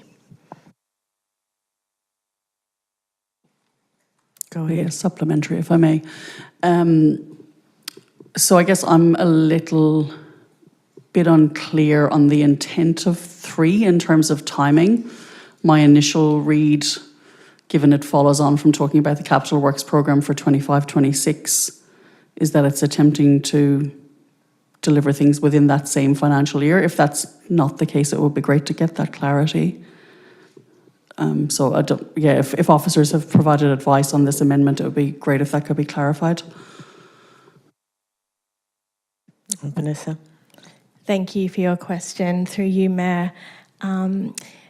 If the Gilbert Road, Henty Street were to be delivered in this term, that would require the entire construction to be delivered by, beg your pardon, Alan, by 29-30, and that's over a delivery of 2 years. So we wouldn't think that would have an impact in displacing any other projects. I might ask my colleague Alan if he'd like to build on that or add anything further. Yeah, thanks, Vanessa, and thanks for the question, Councillor. What I'm understanding that you're looking for clarity on is whether the amendment is to allocate money in the 25-26 financial year, and my understanding of how this was put was that just to make sure that those projects are completed within the council term, not necessarily within 25-26. Can I follow up? Because you said 29-30, which is outside of the council term. So if it was 25-26, 26-27 for the planning, 27-28, 28-29 for the implementation, that is within the council term. Is that correct then? There's no financial implication of that? Thanks for your question, Mayor. And to answer your question, I'll refer to the 4-year capital works program, and that's my reference point I've been using to answer the questions. The second construction year of the Gilbert and Henty project would be in the 4th year of Council's budget, and you're right, that would overlap Council's term. Okay. Yep. Is there any other questions? Councillor Jelly? So oh goodness me, that was very loud, I'm so sorry. The report in our papers for tonight references a couple of bike lane projects, Regent Street and Oakover Road, and that neither of those has been started with an estimated delivery timeline of later. I've lost my documents. Is it at all possible to, under the current timeline, is there a plan to get those either commenced or delivered in this council term?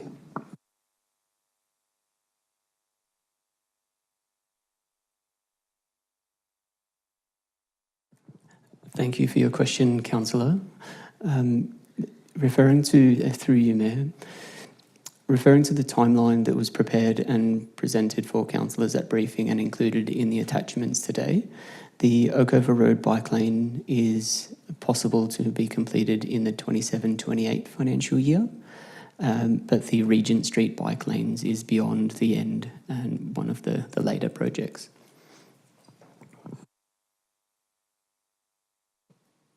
Okay. We might move along if there's no further questions. Do I have a seconder for this motion? Councillor Dimitriadis. Does the mover wish to speak? Yes, thank you, Mayor. I rise to bring the final report to Council on Your Streets, Your Say, Group A this evening. Since my campaigning last year, I heard loud and clear residents' concerns that safety improvements across Councillor Greco, Councillor Sangster and my ward around Group A. There has been unallocated funding to complete these projects since consultation commenced in 2022.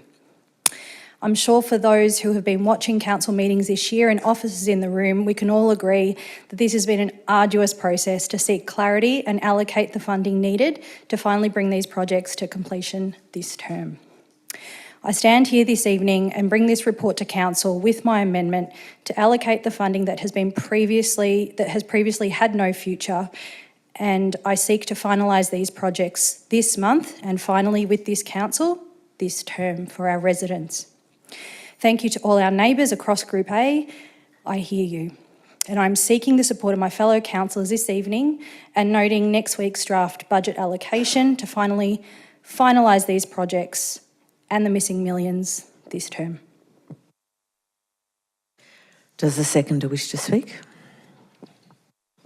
I'll reserve my right, thanks, Mayor. Are there any councillors who wish to speak in opposition? Are there any other speakers? Councillor Jelly. Mayor, I'd like to move a very slight amendment from the floor, which is to insert at point 3C, Oakover Road bike lanes.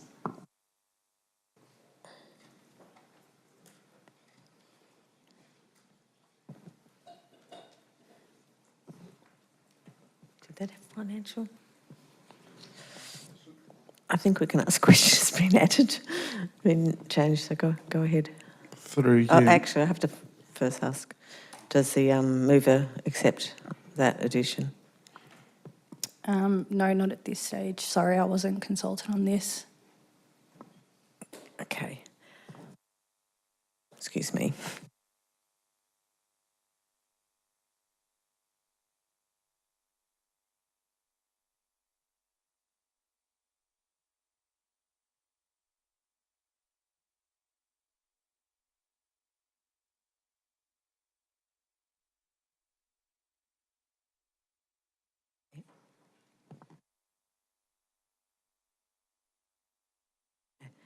So is there a seconder for this motion?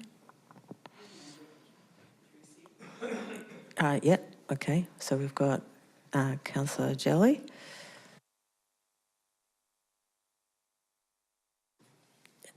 Yes, I will allow questions because we have, again, a new piece of information. So I thought you asked first, but Councillor Salkos. Thanks, and through you, Mayor, I'm just wondering, does the addition of this Oakover Road bike lanes have any financial impact over the next 4 years? And will that push any other projects?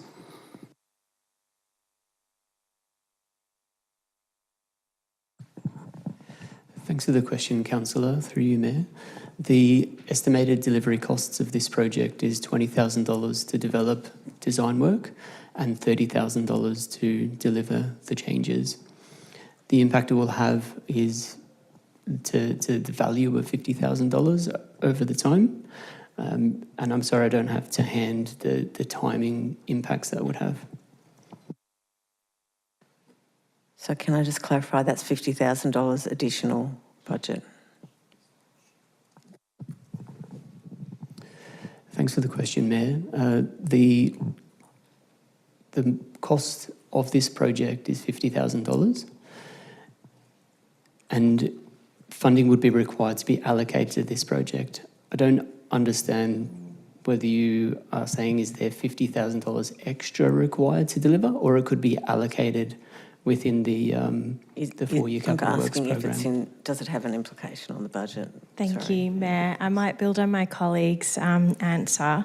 So you'll note, councillors, in the report that in order to estimate the delivery years of Your Street, Your Say Area A, one of the assumptions that the officers have made is that the annual allocation of capital would be split between the 3 Your Street, Your Say areas. So because this project is estimated to be delivered in 2031-32, which is outside of this current council term, that would affect the assumptions, and that would mean that less would be available to allocate within the existing envelope. Less would be available to allocate. There'd be 50,000 less to allocate to other projects in different areas. Okay, thank you. Councillor Dimitrios, did you want to ask a question? Yes, thank you. Just for clarification, is it $50,000 for the feasibility study, or is it $50,000 to implement, or $50,000 for both? Thank you for the question, Councillor. Through you, Mayor, it's $50,000 for both. Thank you. Sorry, Mayor. So that, just a follow-up question, so that's $100,000 to deliver this, for both, right? Okay. Does the mover, so that's Councillor Jelly, want to speak to this motion? Yes, I do. I'll speak to this amendment. The reason I'm putting this forward is because we have before us a list of projects that Councillor Boglis wants to get completed in West Ward, but we should recognise that the Your Street, Your Say Group A project area, study area, incorporates areas of South West Ward as well as South Central Ward, a little sliver of Central Ward, and also the Northwest Council boards. So we should be seeking to ensure that we are serving the whole of the Darebin community. And we have heard from, in the questions that I asked this evening, staff have confirmed that it is actually possible. It requires us to take some action in future budget years. But as I wrote down, that it is possible to deliver the Oakover Road bike lanes in 27 to 28 as a financial year. So I believe it is possible, and we just need to show the will that we can do it. We lag behind all of our neighbouring councils in the amount of money that we allocate to safe cycling projects in Darebin. In fact, we might even potentially be in the negative given the number of cycling projects that we have cancelled and reversed in the last 5 years.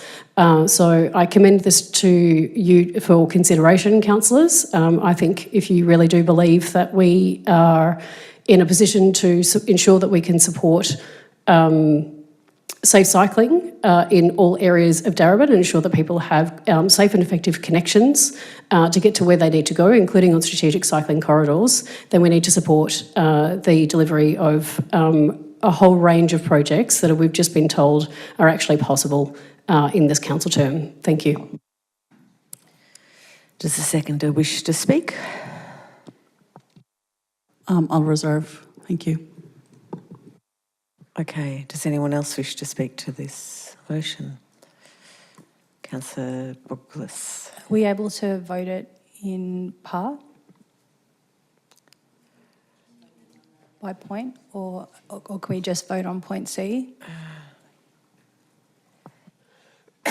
We are still debating at the moment. I'm going to ponder that though.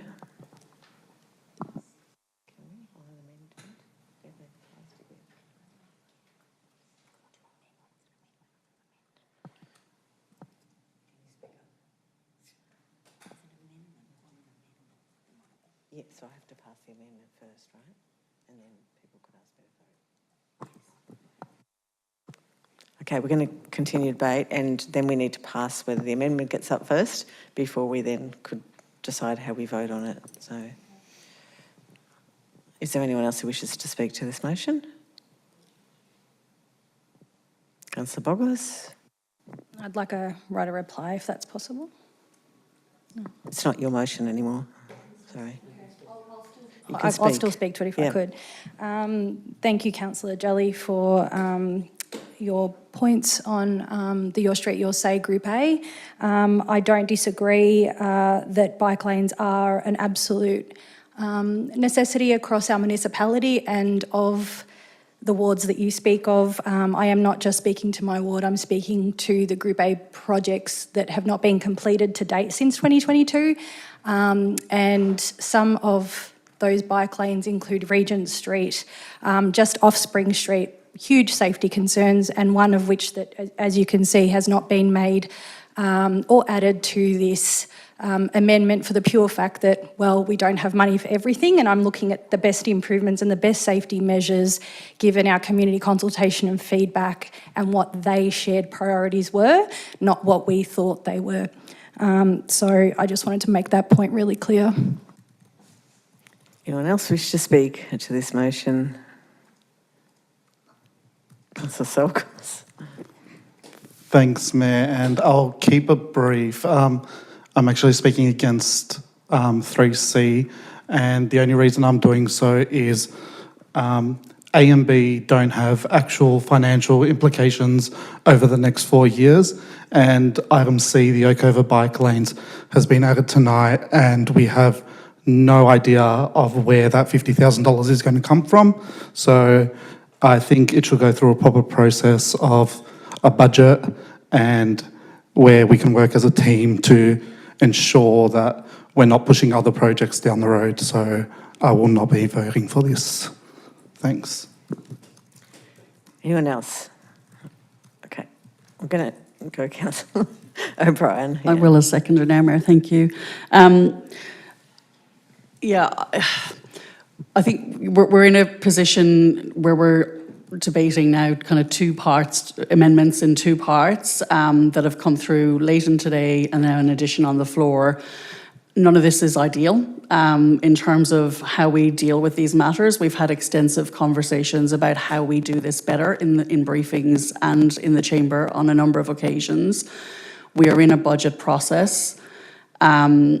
We are talking about how we do transport across the whole of Darebin in a better way that stops us from going down these rabbit holes of identifying one project over another. They're all important. They all have merit. They've all been in the process and had community feedback. Oakover Road did have a lot of community support. I'm just a bit disappointed that we're here again, honestly. We can do something on this particular edition for very little money. We are talking about within 4 years. It's probably less expensive than the other ones that are in the mix.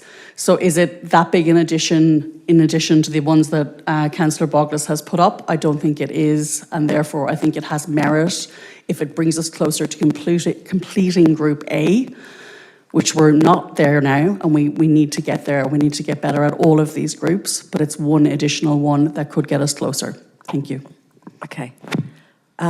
Okay, we're going to go to a vote. I guess just before we do, I'm going to throw my 2 cents worth in, which is that 3C is the only one of those that has cost implications.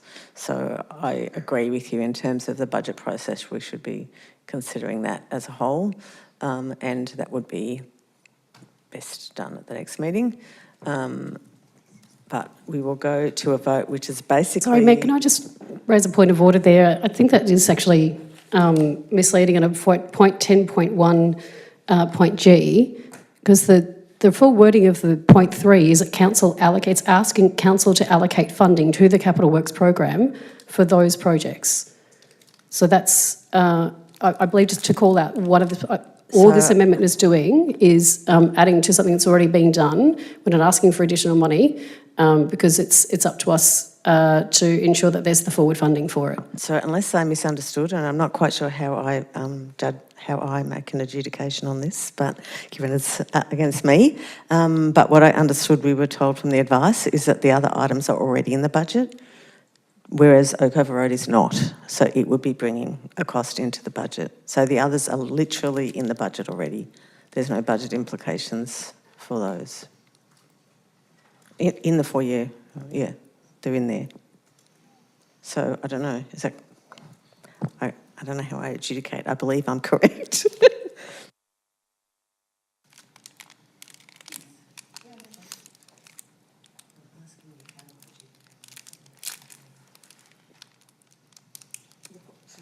That's my position. Right, we're going with that. So this vote now is just whether this amendment is accepted as an amendment, and then we would have to vote on whether we agree with it. So all of those in favour, please raise your hand. So that's Councillor Jelly, Councillor O'Brien and Councillor Sangster. Those against, raise your hand. Councillor Arturi, Councillor Boglis, Councillor Dimitriadis, Councillor Salkos and Councillor Olaris. So that is not supported. So we go back to the original, not the original, but to Councillor Boglis's motion now as the motion we'd be considering. I don't believe we've got any need for any further conversation on this, do we? Okay, so let's take this one to the vote. All those Sorry, Mayor, there were a few more remarks I'd like to make, if I could, please. Did you speak previously? I spoke to move an amendment, which I amendment? believe is Okay, different. Yep, go ahead. Thank you, Mayor. Thank you for your perseverance, councillors. I would not normally spring that on you, but I thought I would test the waters. So first I would like to begin by thanking the staff for their work in bringing us this comprehensive report. It contains a lot of valuable information that updates both council and the community on the progress of projects that were identified by residents back in 2021 and 2022. And it's important that we continue to communicate transparently with the community about the progress of these projects. These projects reflect what our community has told us that they needed: safer streets, better walking and cycling connections, and improvements to local traffic and amenity. We should note that the report indicates that 6 projects have already been completed from the Group A list, 9 are currently in the early stages of development, and 6 more have budget allocation in this next financial year. 3 of the projects are on state government-controlled roads, and therefore we need to work in partnership with the state government Department of Transport and Planning to progress them. But I am quite saddened to see that the 2 cycling projects on Oakover Road and Regent Street are among the 3 projects that have not been started to date.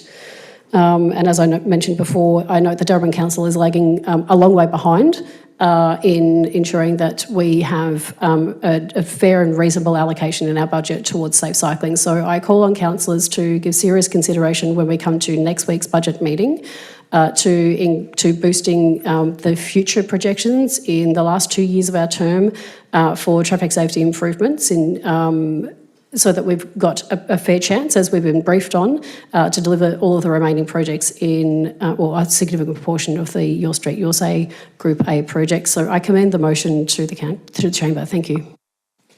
Thank you. Okay, I'm going to move to a vote. All those in favour of this motion, raise your hand. That's carried unanimously. Thank you. 9.4 is partnership grants option. We have conflict, Vanessa, so please feel free to move out.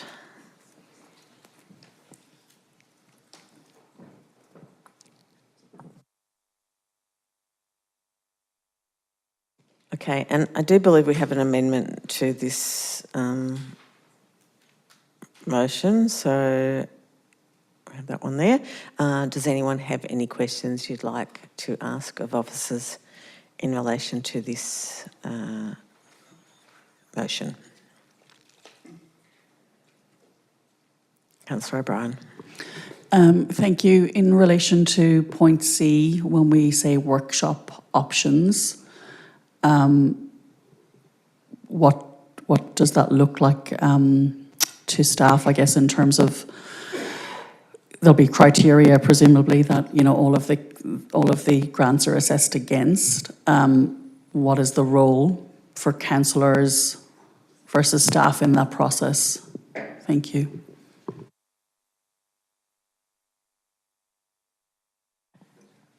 So thank you, Mayor.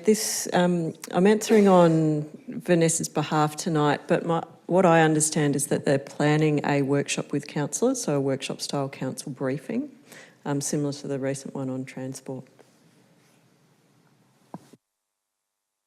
If I can jump in, Mayor. So the intent was that we would bring some information on what's currently the envelopes for grants, what the current criteria is, the policy, and then I knew that had happened as soon as I spoke. And then get councillor input into formulating the parameters, the policy, the whole lot, even the budget envelopes that are going forward to basically redesign the grants for the future.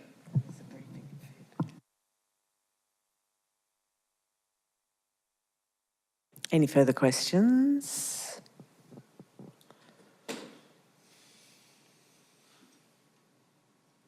No? Yes? It's a supplementary, sorry, I'm just trying to tease this out in my brain because again, we saw this late. I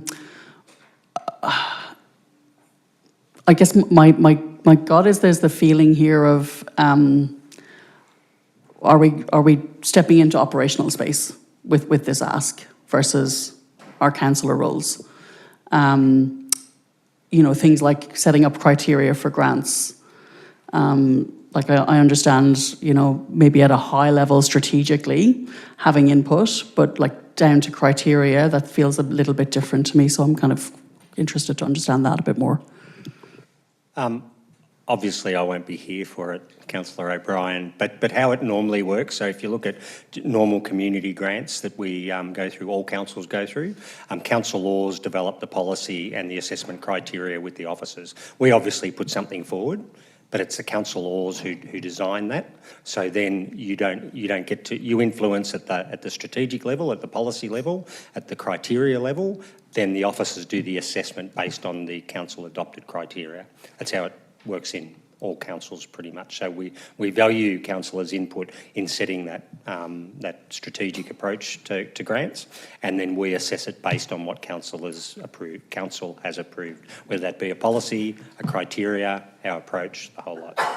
So it's very much councillors being involved in the design, but not the assessment of it. Because where we do tend to get caught up as councils is we often get questioned about why this group got something and this group didn't. That's why if you get to design the criteria, the policy, etc., we just then simply address it against the policy. There's usually a scoring mechanism of some description. There's usually a cut-off in dollars, and when we reach the end of the dollars, that's where it finishes, and you don't get to influence from a case-by-case basis on just putting various criteria or other things forward. You get to do that at the front end. Okay, Councillor Jelly, and we might try and move on. Thank you. Through you, Mayor. Can we just get some confirmation from staff on what the budget impact is for that point B? Assuming that comes from the operational budget.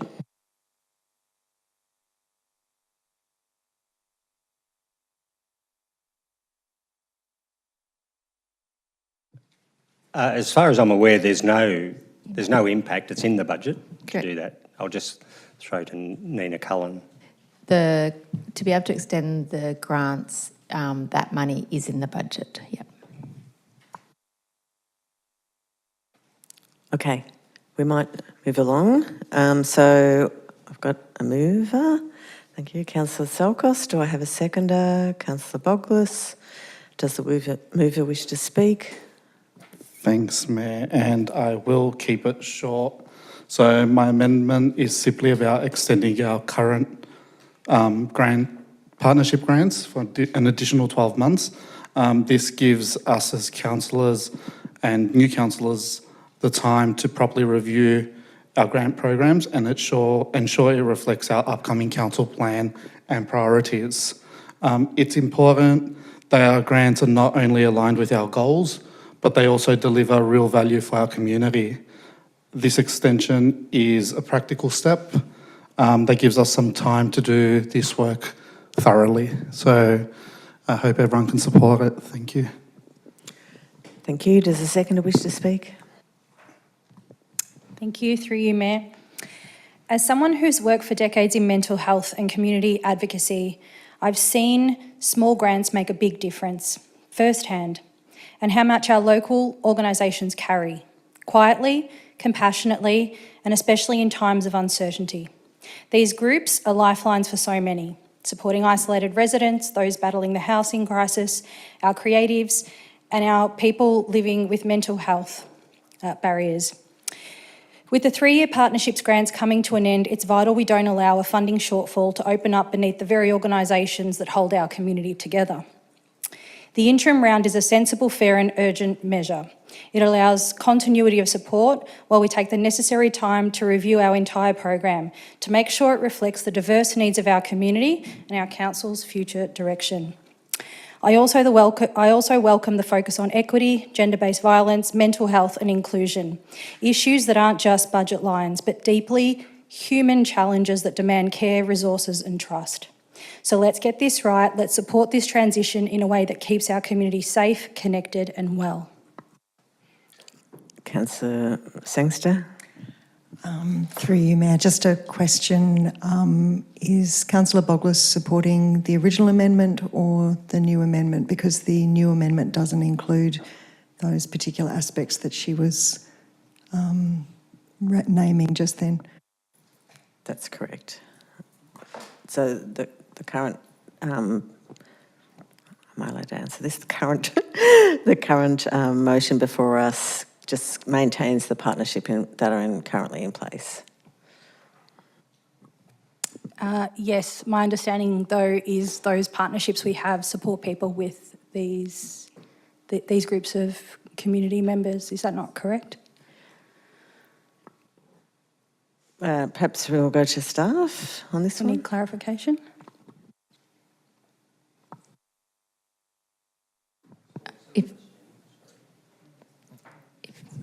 It's mixed. If I may, our best response is that it's a mix. It's a mix of different partnership agreements, yeah. So it has some of that for sure, and it has other agreements as well. So probably aligned more to the last council Sorry, plan, yep, but sure. Still And very worthwhile partnerships. very worthwhile and also very relevant to our council plan, so it was more so for that. Thank you. Does anyone want to speak in opposition to this motion? Does anyone else want to speak? Councillor Sangster. Yes, through you, Mayor. Yes, I just happy with the amendment and just wanted to speak in support of the officer recommendation and its newly amended form. This review represents a critical opportunity for us to ensure that our investments are truly serving the community in the most effective and impactful way possible. By aligning the grant-making program with the council plan, we will provide clear direction and consistency, and this review will see us adopting best practice approaches to grant-making, ensuring that our program remains progressive and agile. The heart of this proposal lies with community engagement, listening to those who know best, which is the community, and ensuring that our partnerships are robust, innovative and transformative for the whole of Darebin. So I thank the officers for their work and commend it to the chamber. Thank you very much. Given that we don't have any opposition, would you like to use? You're good? Okay. Given we have no opposition, I'm just going to go straight to the vote now. So all those in favour, please raise your hand, and that's carried unanimously. Thank you. We let Vanessa back in. The next one is declaration of a special charge for the solar... No, it's not. Yes, it is. Solar Saver round 4.2. There is an amended officer recommendation here, and we might just have to wait for Vanessa.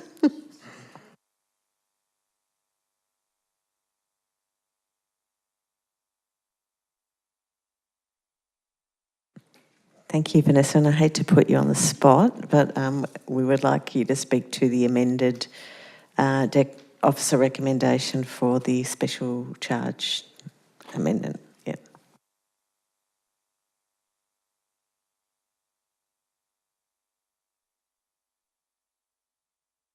Thank you, Mayor. Councillors, this evening we're recommending an amendment, as you can see.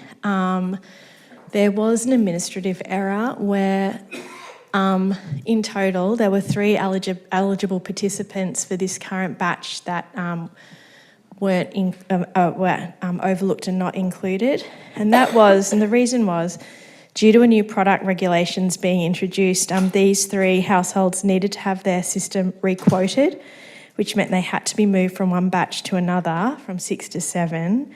And they were then missed when both the batches were put together, so it was an administrative error on our behalf. So what we're asking is that we acknowledge this error. We note that under the Local Government Act, we can't include these 3 additional participants into this current batch. We are asking you to extend the Solar Saver program beyond the 30th of June for 2 months, and that will allow us to create a new and final batch 8 to only include these 3 participants. And councillors, I can share that the cost of that is not material and can be managed within the operating budget of the department. And we're also recommending that you confirm the current declaration for batch 7 should proceed as scheduled. Thank you, Vanessa. Could we just scroll that back up a little bit so that we've seen the amended bit, but just so we can see a bit of the top of the... Yeah, fantastic. Oh, it's quite long. Okay. Hopefully people have read it at home. Okay, do I have a mover for this motion, Councillor Sorry, Sangster? Mayor, could I ask a question? Sure. Sorry, through you, Mayor. Could we just get a brief explanation on the amended section 5.B? What does that mean? Increasing an individual liability, just so that because this came to us quite late, it's the first time we've seen this, I haven't processed what that means for us. Thank you, Councillor, for your question, and through you, Mayor. It's quite a technical and specific explanation, so I will need to take that on notice. I'm sorry to give you the right technical answer. Okay. So we had Councillor Sangster put up her hand to move this motion. Do we have a seconder? Councillor Jelly. Does the mover wish to speak? Thank you, through you, Mayor. So, Mayor, Councillor and Community, I'm speaking in support of this amended officer recommendation. This is a program to be proud of, not just for what it's delivered here in Darebin, but for the spark that it's lit across councils beyond our borders. 2 powerful streams drive this success: bulk buy for those who can pay up front, and the special charge program, our focus tonight. In this model, as we know, council steps in, covering the cost of solar and heat pumps. Households then repay us over 10 years. It's practical, it's fair, and it's exactly what people need right now as energy bills rise and the climate heats up. Year by year, we've grown this initiative. We've brought in renters, we've supported pensioners, people with disabilities, refugees, and our Aboriginal and Torres Strait Islander residents. We've unlocked rebates, added reverse cycle heating, cooling, and hot water pumps. And tonight, 45 more households will benefit, 24% of whom reside in Preston and 42% who live in Reservoir. So this is a fantastic result. The real power, though, of course, is in the ripple effect. When one household installs solar or a heat pump, it cuts carbon, it eases pressure on the grid, it reduces air pollution, boosts local jobs and brings down power prices for everyone. And it's a great story to tell your neighbours. This is what a just climate transition looks like. Clean energy, lower bills, healthier homes. This has been the program of a council that has been willing to lead. It's deeply concerning that this amendment, while I'm supportive of the amendment, sees, that it's only going to be for 2 months. I'm happy that the program is being extended, but it's on all of us to find real ways to make Darebin move towards electrification once this program has been shut down. Thank you. Does the seconder wish to speak? Thank you, Mayor. As the report in our papers tonight shows, and in fact all of the past and current reports on the Solver Saver scheme show, how's that for some alliteration, Councillor Sangster? This program has predominantly helped households in Reservoir and Preston to transition to renewable energy and install efficient electrical appliances, and therefore save energy on their and save money on their energy bills. Which is quite crucial. What we're hearing from our residents, everybody who's in an elected position is hearing about the cost of living pressures that we're facing. This is a real way that we can take action on that for our people. So of this batch that we're considering tonight for approval, you'll see the list on pages 95 and 96 of today's papers for anyone who's reading along at home. 67% of these participants are actually residing north of Bell Street. This report tonight also shows how important this program is for helping local residents to reduce their emissions. In this batch alone, we can see that Solar Saver reduces 532 tonnes of carbon dioxide emissions per year, which is the equivalent of removing 197 fossil fuel powered cars off our roads each year. More than anything, this shows that councils play an important role in emissions reduction and climate action, which is in the interest of current and future generations in Darebin. We have heard tonight from our community that it is passionately committed to local climate action, and there is overwhelming support for this program to continue. It is my sincere hope that we will continue to approve many more batches of Solar Saver participants or many other forms that this might take in the future, and others in similar special charge programs for many years to come as a way of demonstrating our global climate leadership here at Darebin City Council. Thank you. Okay. Do we have anyone who wants to speak against this motion? Okay, so I'm going to suggest we go straight to a vote now then. All those in favour, please raise your hand. That's carried unanimously. Thank you very much. The next item is the Councillor Internal Dispute Resolution Procedure. Does councillors have any questions in relation to this item? It looks like no. Do we have a mover of the motion? Councillor Jelly. We have a seconder, Councillor Arturi. Does the mover wish to speak? Just very, very briefly, thank you, Mayor. Just to introduce the motion to everybody and encourage everybody to have a good read through. We've had discussions internally in briefings about how to ensure that this process is workable, makes sense to all of us, and gives us an opportunity to work out how to work really well together.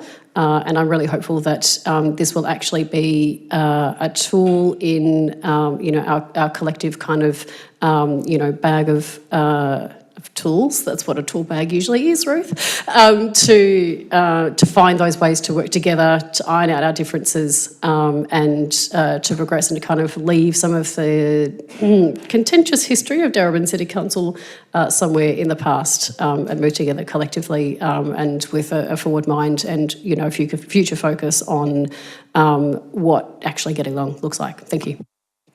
Thank you. Councillor Arturi as the seconder. Just briefly, I did want to say that I think that the resolution process that's contained in this report also gives us a good tool bag full of tools to use. So thank you, Councillor Jelly. All right. Does anyone want to speak against the motion? Can we jump straight to the vote then? All those in favour, please raise your hand. Carried unanimously. Thank you very much.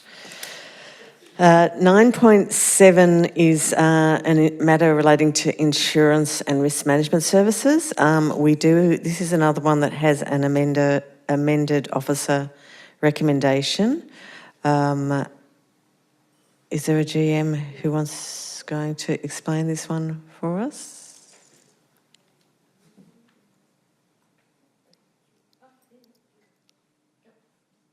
Thank you, Anna. Thank you. Through you, Mayor. Yes, apologies for the late arrival of this amendment. We actually received some updated costs in relation to the premiums today, and so we just needed to make sure that they were reflected for accuracy and transparency in this officer's recommendation. Great. Okay. Does anyone have any questions of the staff in relation to this paper? No? Do we have a mover of this motion? Councillor Selkos. Do we have a seconder of this motion? Councillor Jelly. Does the mover wish to speak? Yeah, I'll just keep it nice and brief, Mayor. I just wanted to thank the staff for all their hard work. We know that this isn't always the fun stuff, but we do appreciate the work you do, so thank you.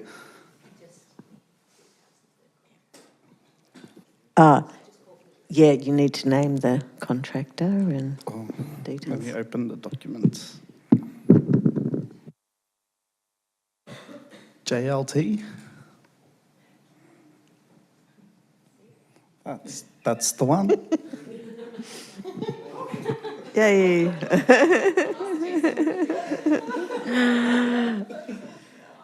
Thank you. Does the seconder wish to speak? No, I'll reserve my right. Thank you, Mayor. Thank you. Are there any councillors who wish to speak in opposition?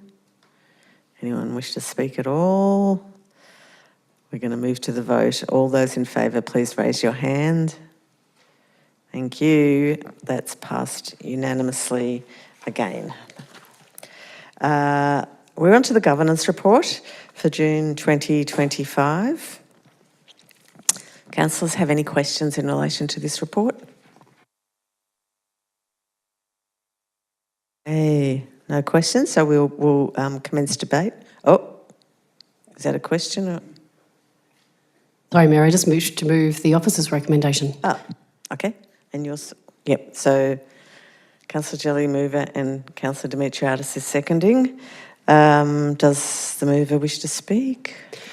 Again, quite briefly, just to note that this is one of the formal functions on council and part of our commitment and requirements around transparency, noting that the reports that are contained, give an indication of the work that councillors do as part of their work and more broadly around council, and provides an update on the outcome of a planning committee, a matter that council considered several months ago about the sale of an asset, should we say just asset sale, that is not proceeding. So it's, for anybody who's been following along very, very closely, then you get a nice kind of, loose end to the story, in that there's nothing that's going to happen on that front. So thank you. I will commend the motion to the floor. Councillor Dimitriadis, do you wish to speak as a seconder? I'll reserve my right, thanks. Okay. Are there any other speakers? Councillor O'Brien. Just really briefly to also point out that this particular report talks to elements of the CEO recruitment that we've all recently been through. So we do have a special meeting next week for the budget, but this is our last ordinary council meeting. And I believe based on the timing of our new CEO joining us, it will be the last ordinary meeting that we will have our interim CEO at. So I would like to take the opportunity to thank you, Michael, for your leadership and guidance as we've navigated this first few months of a council term. Many of us new to it, most of us new to it. So yeah, it's been great to have you here. And in saying that, looking forward to having our new CEO on board with us next month, and the stability that will bring to the organisation is very much anticipated. And yeah, it's great that we're through that process easily, but yeah, thank you for everything. Hear, hear.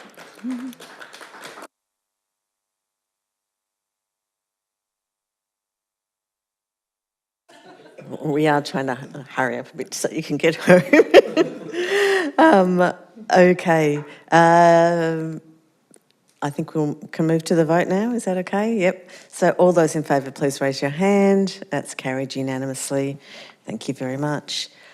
Okay, that's the end of the reports. Thank you very much to all of the staff for those reports.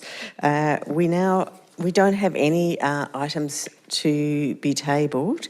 However, there is one notice of motion and it's mine, so I will ask Councillor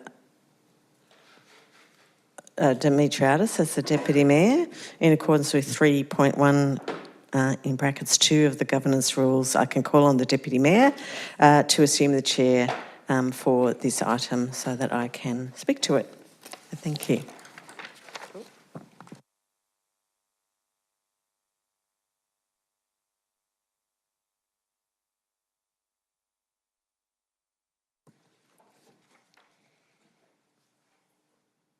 Councillor Alaris, do you wish to move the motion? I do. Thank you. That is moved by Councillor Alaris. Is there a second for the motion, notice of motion?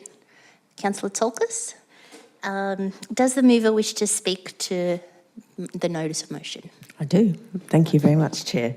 Councillors, I'm asking for your support to redirect $15,000 currently allocated to a mayoral event in the 2025-26 budget to fund something more enduring, a rainbow pedestrian crossing in Preston designed to represent the Progress Pride flag. You will all know that under council policy, the Mayor has the discretion to host a one-off event to recognise community leadership. So while I absolutely think this is a wonderful thing to do, I believe that in the current tight budget environment, we have an opportunity to use this funding in a way that delivers a more lasting project and more visible impact. I think a rainbow crossing does just that. So Darebin is home to one of the largest LGBTIQA+ communities in Victoria, and yet many of people in these communities still experience discrimination, marginalisation and poor mental health outcomes. A rainbow crossing in a prominent civic location like Preston Precinct would affirm Council's commitment to equity, inclusion and human rights, consistent with our Towards Equality framework. It turns a piece of everyday infrastructure, a road, into a powerful and joyful symbol of pride, inclusion and acceptance, and is a statement of Darebin's values. It sends a message that LGBTIQA+ people, their families and allies are seen, celebrated and supported in Darebin. And it reminds everyone that this is a city where people from all backgrounds are welcomed. Given we already have funding in the draft budget for a rainbow crossing in Preston, the effect of this proposal is therefore to free up $15,000 of much needed budget capacity for other priorities. After researching, we know that there are materials that can be used and have been used by other councils that are eco-friendly, Australian-made and last from 5 to 10 years. So that's up to a decade of visibility, pride and representation compared to a single celebratory event. Preston, particularly the Civic Precinct, is the ideal location. It's where we gather to mark occasions like Midsummer, Ida Hobbit Day and Trans Awareness Week. So I think installing a rainbow crossing here would strengthen those civic activities and make a clear connection between our events, our built environment and our ongoing commitment to equity. This is a symbolic act, but it's one that will resonate deeply with many in our community. The proposal is fiscally responsible and it's socially meaningful. It transforms a one-off event into a lasting public commitment to our community's values. So I hope you will support this motion. Thank you. Thank you, Councillor Alaris. Would the seconder like to speak? I'll reserve my right.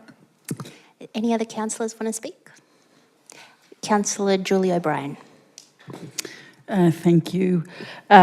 Just very quickly to say, commend Mayor Alaris for bringing this forward, and to say that the idea did come up for discussion in the LGBTQI plus advisory committee a couple of months ago now, and people there were very excited about it. So I think that's great that we can draw that connection between a very practical action within our budget, something that represents physically and visually what we know and hold dear as councillors and as a community. And it will be great to share that back to the committee that hopefully we're going to support it. Let's see. Wonderful. Any other councillors would like to speak to the notice of motion? Councillor Telkos, you reserved your right? No. One. Okay, so I'll put the item to the vote if there's no further debate. All those in favour? That's carried unanimously. I'd like to pass the chair back to the Mayor. Thank you.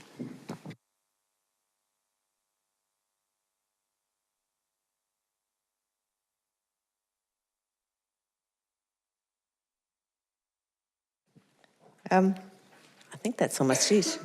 Let me just check.